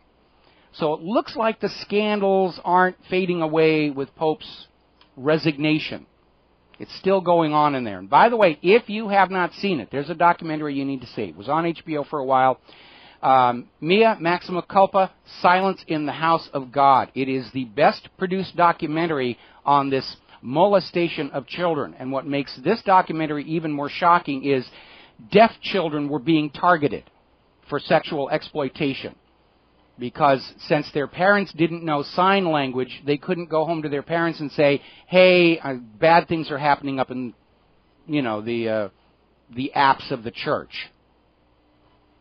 So you need to see that documentary. So it looks like bad things are still happening over there in Rome. And I loved it the other day when Pope Francis came out and said, atheists can still get to heaven through God's work. And then 24 hours later they came back and said, no. The only way you can get to heaven is you got to throw that money in that collection plate. We're the toll gate to the hereafter. No other ways are allowed here. All righty. I want to get on to Monsanto. I had a lot of stuff saved up from yesterday, and we're going to spend most of the next hour on this.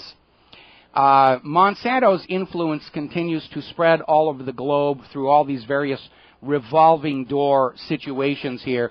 Apparently, the journal Food and Chemical Toxicology has hired a former Monsanto scientist to decide which papers will or will not be published in their journal. Gee, I wonder if anything critical of GMO technology is going to make it into that journal from now on. And it doesn't matter if they're peer-reviewed or not. This former Monsanto scientist is in a position to say, we're going to reject that. Remember that French study where they fed GMO corn and Roundup herbicide to rats, and starting at 4 months, 1 month after Monsanto's own tests ended, the rats developed these huge tumors and all these other medical problems. The Russians are duplicating that test. And the corporate media in France say, we reject it. Monsanto rules. We'll be back after station identification. Aloha, America. Welcome back to the show. Now, as you're probably aware, last week it was discovered that a wheat field in Oregon had become contaminated with Monsanto genetically altered genes, even though Monsanto's Roundup Ready wheat is not approved for commercial use yet. And it turned out that the particular gene that this wheat is contaminated with came from Monsanto's test plots in the continental United States, and they stopped experimenting with this particular form of the wheat back in 2005, 8 years ago. Now, pollen only lasts for 3 years. If you need to clear your farmland of GMO crops, you have to let the land lie fallow for 3 years.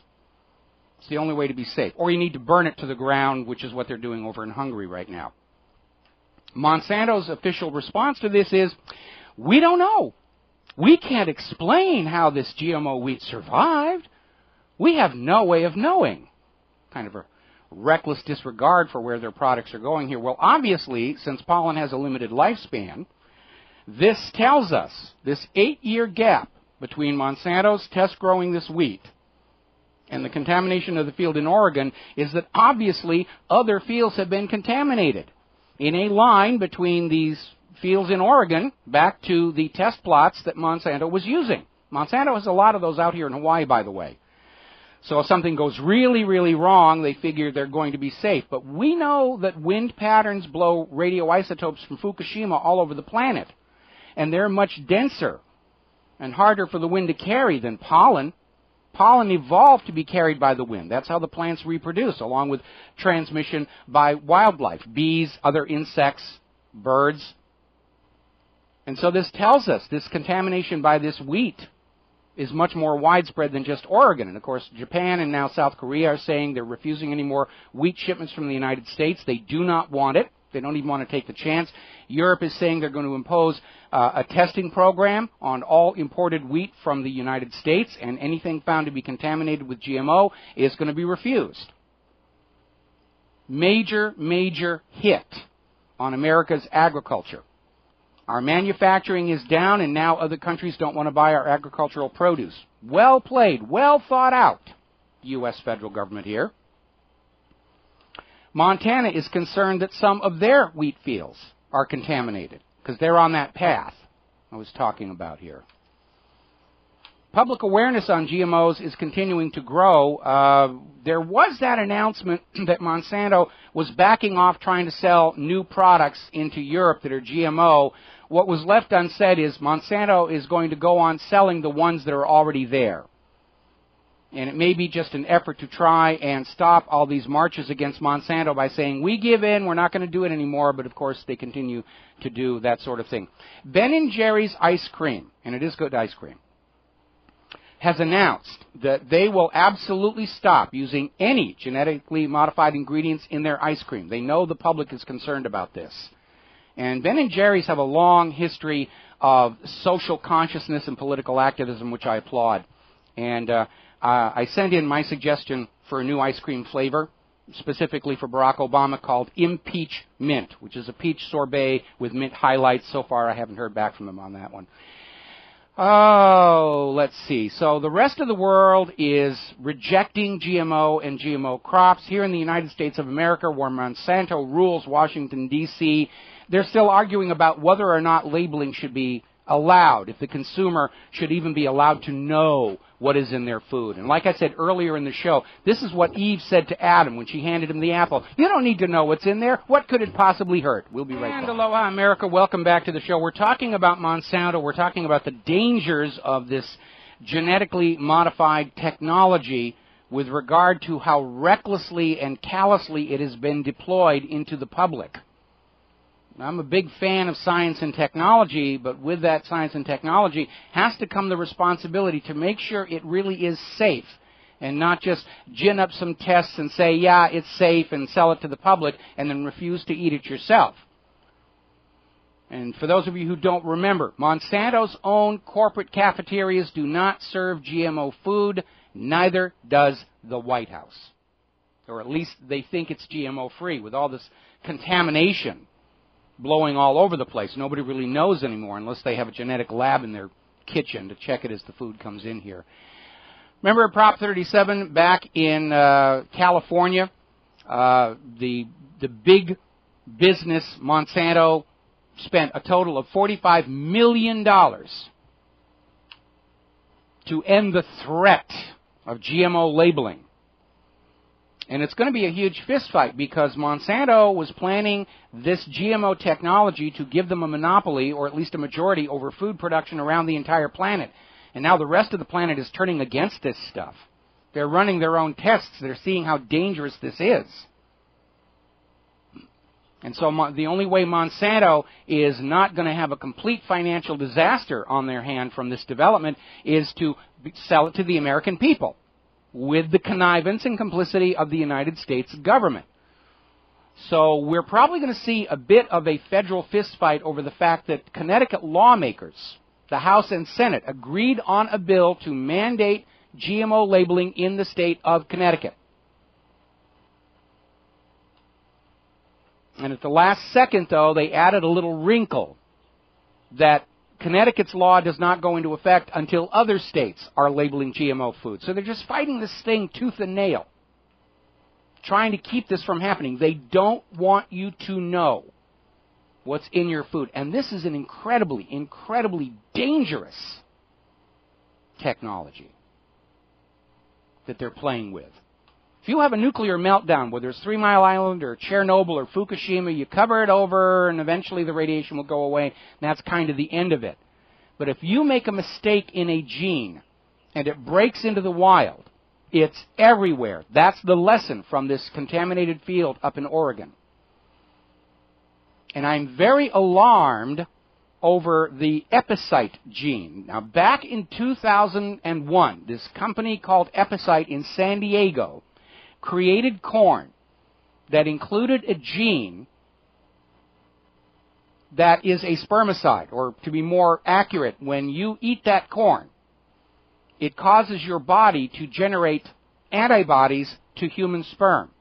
Men who eat this corn become irreversibly sterile because as they produce sperm, their own bodies destroy it. Women who eat the corn, after they're engaging in sex, the sperm in their body comes under attack. This was originally funded by the U.S. Department of Agriculture. And then Monsanto and one other company that I cannot remember at this particular moment formed a consortium and bought the Epicite patents. So now this is Monsanto property, a corn that will render you unable to have children. So here is my concern, that wheat field up in Oregon proves Monsanto cannot control these pollens coming off of their genetically modified crops, and it's spreading. The entire U.S. wheat crop may already be contaminated with a gene that was not approved for commercial use and distribution. Now, this epicite gene was clearly developed as a population control measure. And if those genes, if those pollens have escaped into the wild in the same manner as that experimental wheat, and that was 12 years ago, not 8 like with the GMO wheat, but if that gene has gone wild, we could be on the verge of an extinction-level event. Now, the reality is that the birth rate in the United States has gone into a sharp decline. Now, part of that can be attributed to the economic downturn. Families deciding they really don't want to have a child at that particular time. We saw a similar slowing of the birth rate during the Depression of the 1930s. But hidden within that sharp birth downturn, there may be people trying to have babies who all of a sudden find they cannot. And if that gene gets out there and contaminates all the corn on Earth, look at all those countries where corn is a major part of their diet.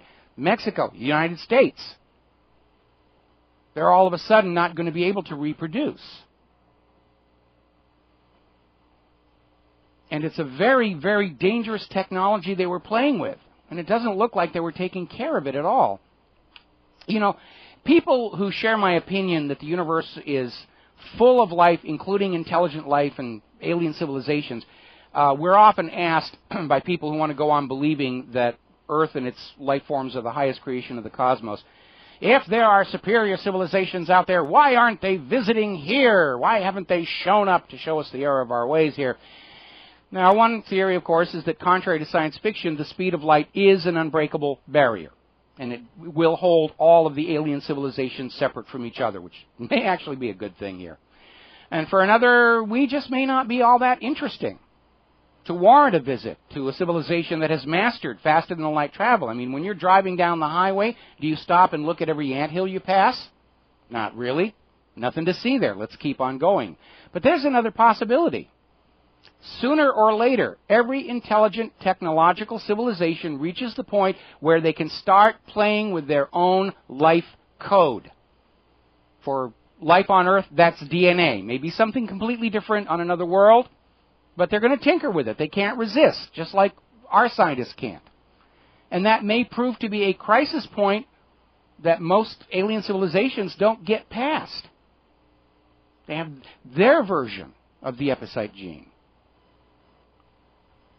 On the other hand, maybe we shouldn't worry. I have no doubt Monsanto has already developed their Roundup-ready baby to sell to childless couples on easy credit terms.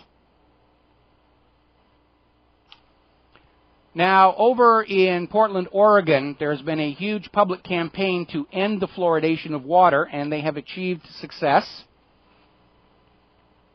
Fluoridation of water was started way, way back when there was a huge pileup of toxic fluoride compounds left over from uranium enrichment, because the feedstock for uranium centrifuges is uranium hexafluoride. And they'll mix the uranium with the fluoride to make it into a gas. They'll spin it in the centrifuge to get the enriched uranium. Then they'll separate out the metals, and left over is all that fluoride, which is highly toxic in high concentrations. And it was proposed as something to add to the drinking water to fight tooth decay.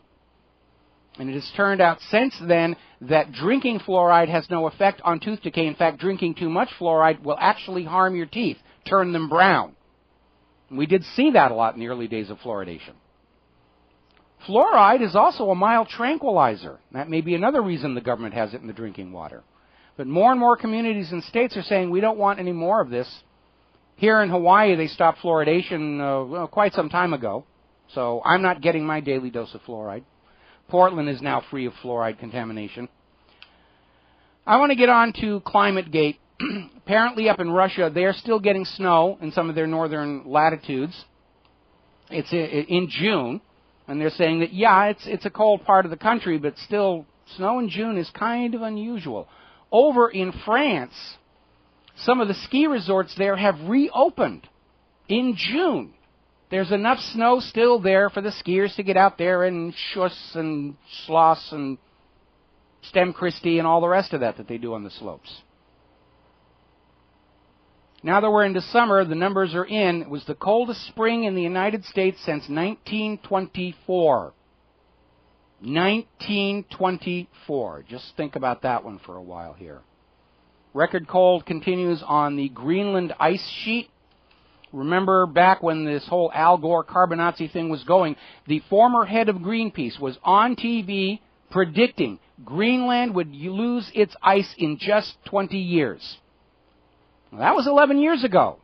And Greenland still has all of its ice. In fact, it's gotten more. The global sea ice area is averaging the equivalent of 2,800 Manhattan Islands above normal. Spain clocked up their chilliest May since 1985. And we've reached a point here where high school seniors next year, 2014, will have seen no real global warming during their entire lifetime, because the warming actually stopped back in the 1990s, when everybody was saying, oh, the world is warming, we need your carbon taxes, you've got to buy carbon credits, you've got to do what we tell you to save Mother Earth from you evil, stinky, polluting human beings here. And the carbon Nazis are still trying to raise on a busted flush.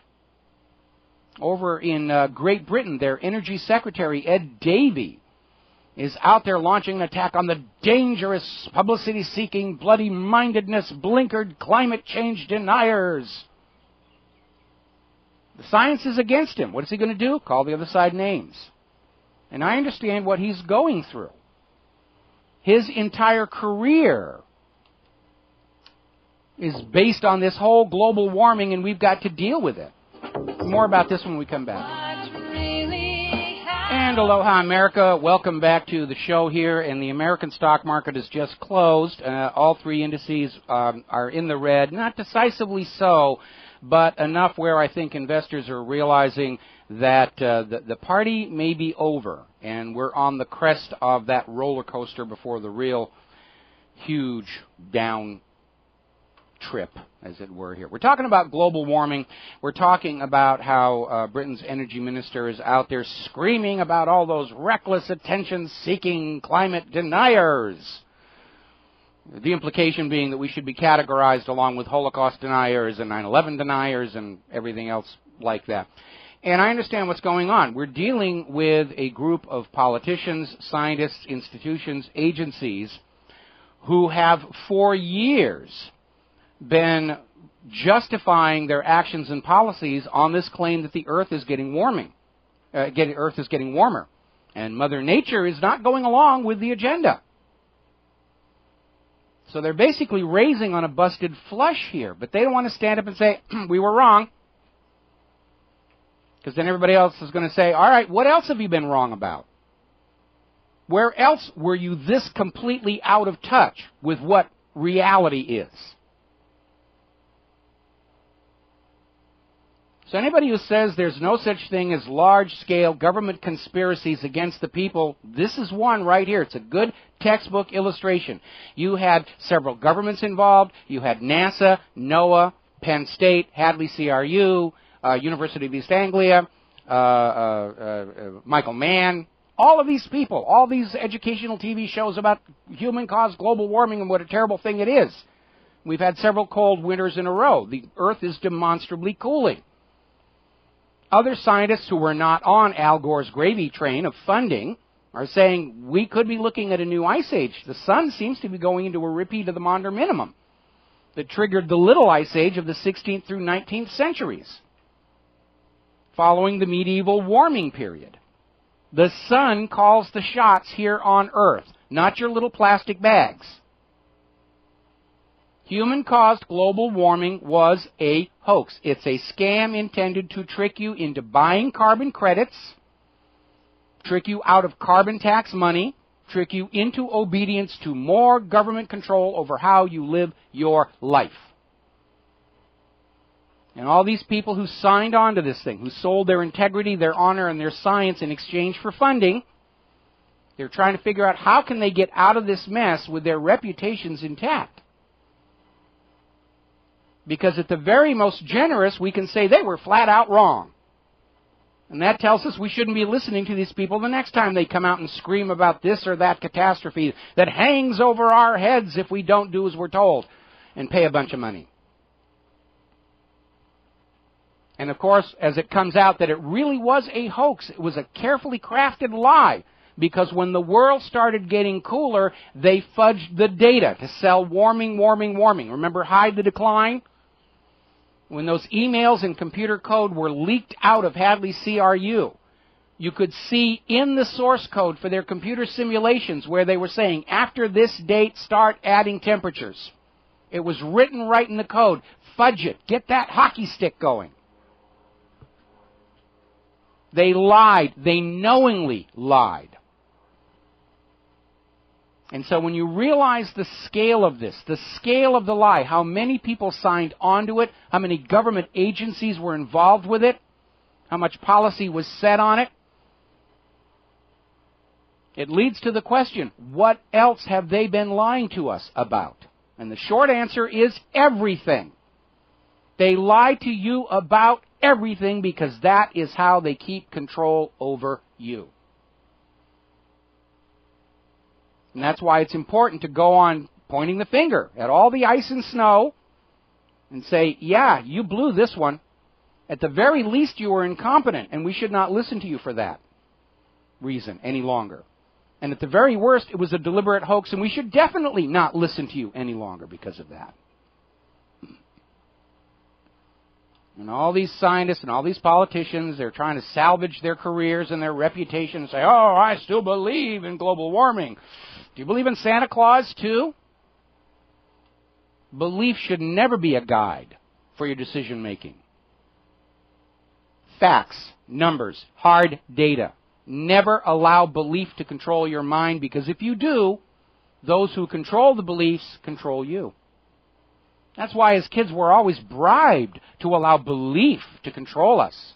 Believe in the fat man at the North Pole, you get a bicycle for Christmas. Believe in the magic bunny rabbit, you get candy at Easter. Believe in the tooth fairy, just believe. Believe in the imaginary playmate in the sky. And those who shape and control those beliefs control you. No chains of steel or iron ever enslaved a human being tighter than the chains forged of those beliefs with which we are indoctrinated as children. Abandon all belief as the first step to true freedom. Now, a little side note, even as the world has gotten colder, carbon dioxide has gone up, and it's triggered a dramatic increase in plant growth. That's a good thing. We'll be right back. And aloha, America. Welcome back to the show. And finishing up on what I was talking about before we went to the commercial break. The world is getting colder, but carbon dioxide levels have increased slightly and are being cited in research conducted by Randall Donahue and his team at the Commonwealth Scientific and Industrial Research Organization in Australia as stimulating plant growth. Remember, plants eat carbon dioxide and use sunlight to convert it to sugar and oxygen. The more carbon dioxide you have, the faster plants will grow. In fact, commercial greenhouses will artificially increase the amount of carbon dioxide inside those greenhouses to produce faster growth, larger plants, larger saleable crop. Carbon dioxide in the atmosphere is a good thing. And now they're seeing that the increase in carbon dioxide seems to be stimulating a rise in plant growth around the world, and notably in the world's deserts. And this is a good thing, especially in a world that is dealing with so much famine. Now, we know that during the Roman and medieval warming periods where the temperature really did go up, it wasn't the end of the world, quite the contrary. Food was so abundant that humans, they didn't need to go out and scrabble for food. They weren't dealing with famine. They'd walk out their door, food's growing all over the place, and they'd have breakfast and say, well, I've got nothing else to do. What am I going to do? I know, I'll paint a painting. I'll design a great cathedral. I'll get into science and discover gravity or something like that. Civilization blossomed during the warming periods. The warming periods were good things. And with the carbon dioxide going up, maybe some of this world famine can now be alleviated. And you have to wonder, what is the thinking behind all these carbon Nazis trying to demonize carbon dioxide and reduce it? Well, it gets rid of natural food production and makes us all dependent on companies like Monsanto. Warming is not a bad thing. It didn't end the world in the Roman warming period. It didn't end the world in the medieval warming period. On the other hand, look at the ice ages and how destructive they were. Whose side are these so-called environmentalists on? We're going to grab a phone call here. John in Miami. Aloha, John. Welcome to the show. What's on your mind? Hi, Michael. I wanted to ask you if you could tell me something about the Act of 1871. Act of 1871. Does it have a title on it? That's all it is that this the Act of 1871.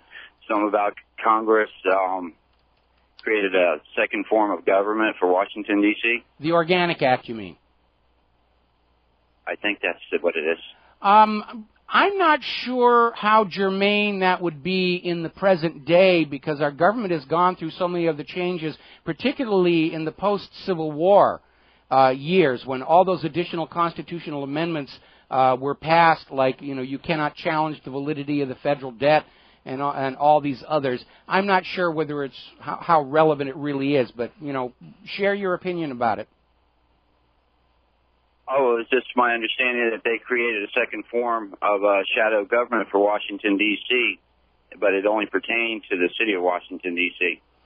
Well, Washington, D.C. technically is not part of the United States. It's a federal reservation, and I know there's a movement within Washington, D.C. to demand congressional representation, because Washington, D.C. is the only city in America that doesn't actually have somebody speaking for them in the House of Representatives. In any event, our Dan in our control room is just texting me that the Organic Act was actually repealed in 1874. Okay. Well, thank you. Thank you very much. All right, you're welcome. Now, over, let's see, I got a couple of breaking stories here, and then I'm going to get back to more of this environmental nonsense here. Over in Egypt, the courts have convicted 43 employees of non-governmental organizations for inciting unrest. Remember, we went through this in Russia about a month ago, where Russia started kicking out U.S. aid for basically funneling money to foment unrest within Russia. And now Egypt's begun to realize this is the U.S. game, and apparently they have convicted 43 of these NGO employees who were working for, among others, U.S. nonprofit groups, of receiving these foreign funds and using them to incite unrest. They want to get rid of Morsi and get Mubarak Light back in power. This is how the U.S. works. This is how they got things started in Syria. They send in these so-called non-governmental organizations that are intelligence fronts, and they get all this money flowing in, and they work within the country to try and destabilize the government. Tried it back in Iran in 2009. That didn't work. Now, apparently the Colorado judge in the James Holmes case has accepted a plea change. Originally, Holmes pled not guilty. He's changed it to not guilty by reason of insanity. And I would like to see in the court record, in the public record, what prescription antidepressants he was on. Because virtually all of these mass shooters were either on or withdrawing from these prescription antidepressants. Now, in the case of Adam Lanza, they went to the extreme of saying he had no SSRIs in his system. Well, we already knew that. The medication he was on is Fanapt, which is not an SSRI. It is an antipsychotic, but its manufacturer says it's got the same kind of problems. Taking this medication can trigger extreme rage, extreme feelings of paranoia. They are as reckless with these psychoactive medications as they are with the genetically modified technology. As long as it's making money, everybody says, yeah, we're good to go on that whole situation.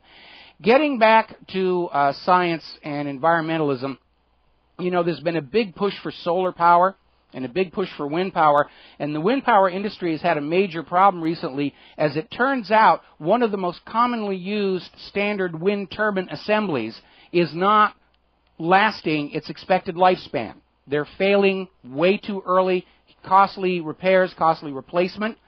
Now we're finding out that there are problems with defective solar panels.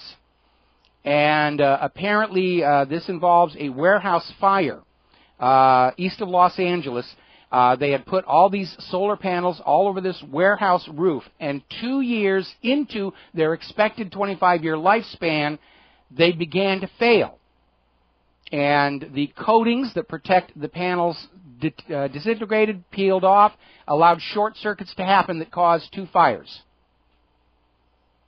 And we seem to see this in America a lot. We're sold all these products, we're told they're going to last so many years, and they don't. It's another boondoggle. There should be product liability on the windmills and the solar panels. I don't know if there is or are not. I do know some segments of our economy are protected from product liability, like computers and software. And I think it's time for that to go. Another electric car company has gone under. The company Better Place has failed. Now, this is an interesting article, and it was in a couple of places. This is over from the BBC, and the headline is, Why Finnish Babies Sleep in Cardboard Boxes? And it's not a negative. And the story is about how for the last 75 years, expectant mothers in Finland are given this care box by the state, by the government. It's a starter kit. Clothing, sheets, toys. The box it comes in can be used as a bed. And as a result, Finland has one of the world's lowest infant mortality rates, certainly far lower than the United States. The United States infant mortality rate is a scandal in a nation that prides itself on having one of the most profitable medical establishments on earth. But this Finnish tradition goes back to the 1930s, and it is a maternity gift from the government to all expectant mothers. It also includes bodysuits, sleeping bag, outdoor gear, bathing products, nappies, bedding, small mattress. What is the U.S. government, with its exorbitant taxes, giving to our expectant mothers? And this cuts to the heart of this whole issue about taxation, because every time we talk about XX taxes here in the United States of America, the defenders of the orthodoxy will come up and say, well, the taxes are just as high in European nations. They're just as high in Germany and Switzerland and Sweden and all the rest of that. Yeah, but in those countries, like France, you get stuff for the tax money. You get health care. You get higher education. You get good roads, good schools, good hospitals. You get social services. Here in the United States, you pay that huge tax, and then you're on your own. You're expected to pay for your own higher education, often by going into debt. You're expected to pay for your own medical care, going heavily into debt, and now being trapped by Obamacare.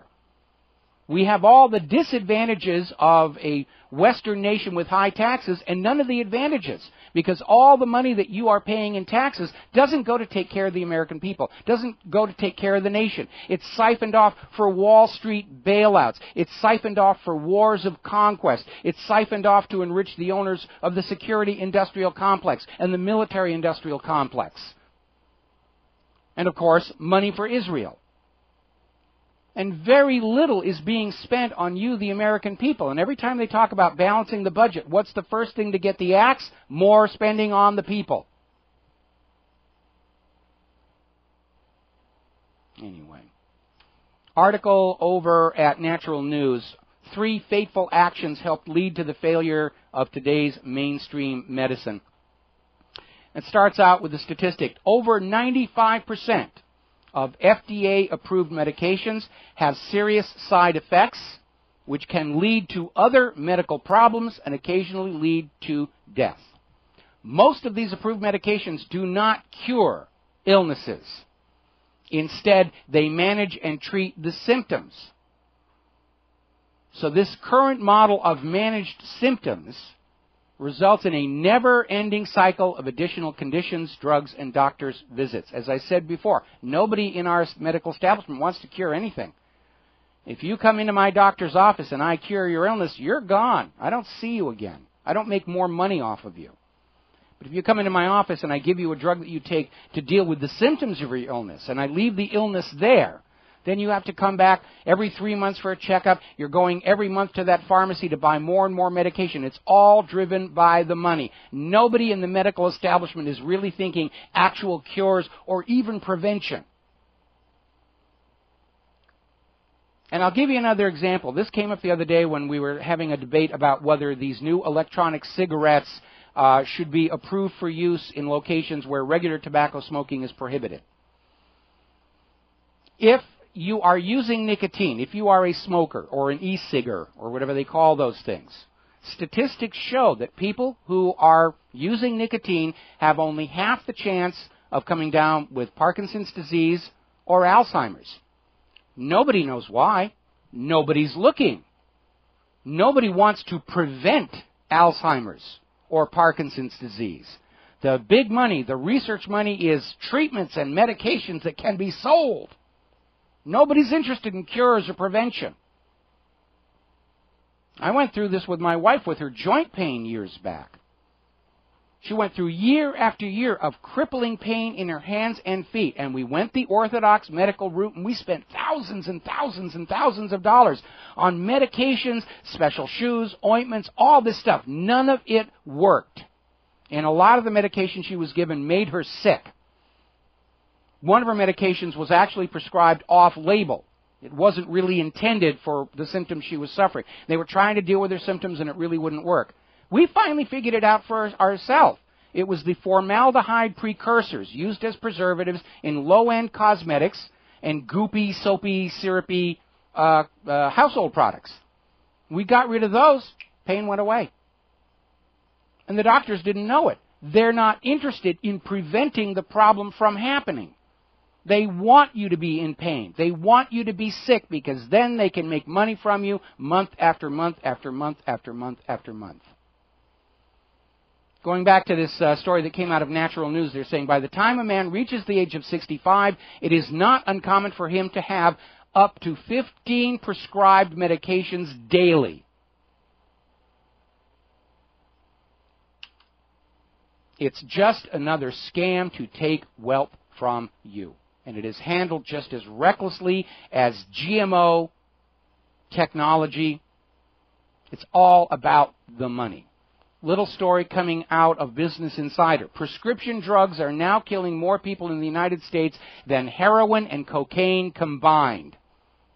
Oh, those are bad drugs. You don't want to go near them. Take new super hyperflamistan. And we've all seen those commercials they have on TV to go to your doctor and request that you buy that. And then they have, 15 seconds of all the horrible things the drug can do to you. But don't worry, we got another drug to cure that. I can't imagine how ordinary people can look at those commercials and think that's something they should be taking. Now, tip of the hat to Dylan Ratigan. We used to talk about him a lot when he was on MSNBC, and he was breaking a lot of important stories, and he was one of the truthers out there.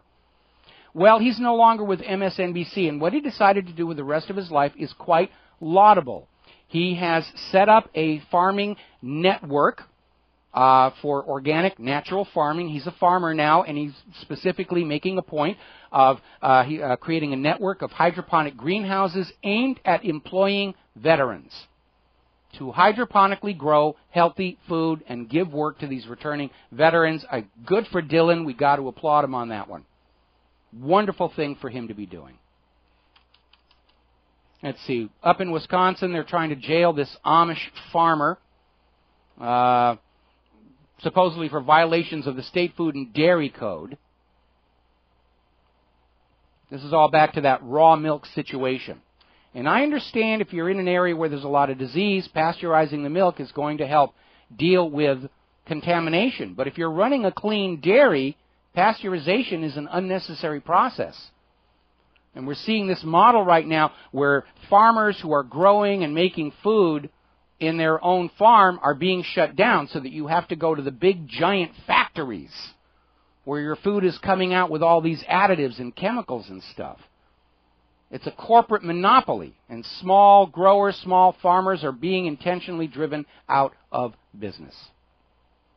And it is a tragedy. We're hearing a lot of news about the deteriorating nuclear infrastructure in this country, and over at Any News, they have this story about how up at the Hanford nuclear site, so much debris is leaking from those tanks.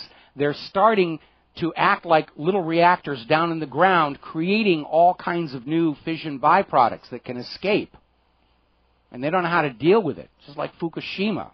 All that stuff that went down in the ground, they have no way to get at it or clean it up, and they just say, oh, well, everybody stay away from here. A little radiation is good for you. Remember when Ann Coulter came out after Fukushima and said, don't worry, little radiation's actually good for you. We'll be right back.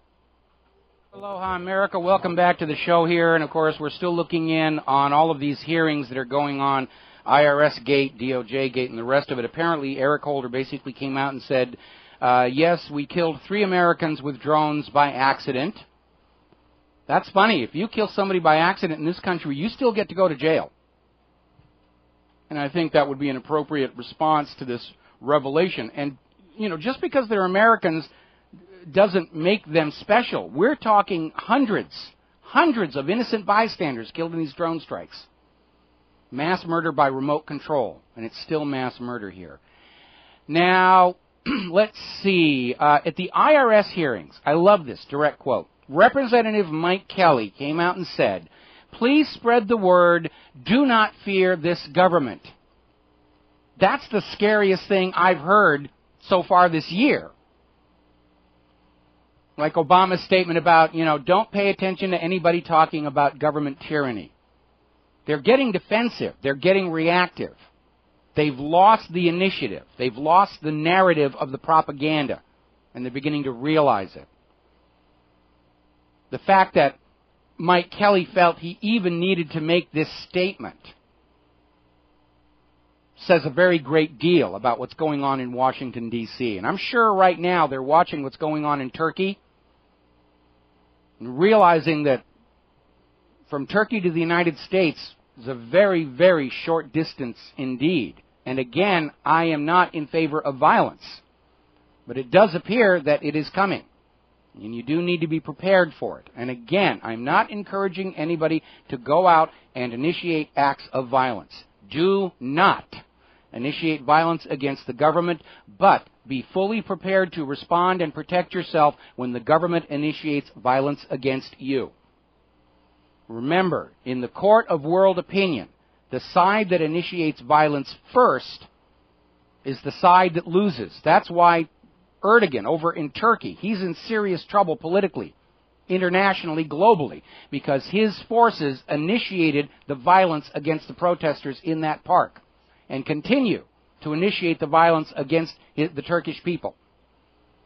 And now we know the military is starting to side with the protesters. The Public Workers Union is siding with the protesters. Erdogan's on his way out. As well he should.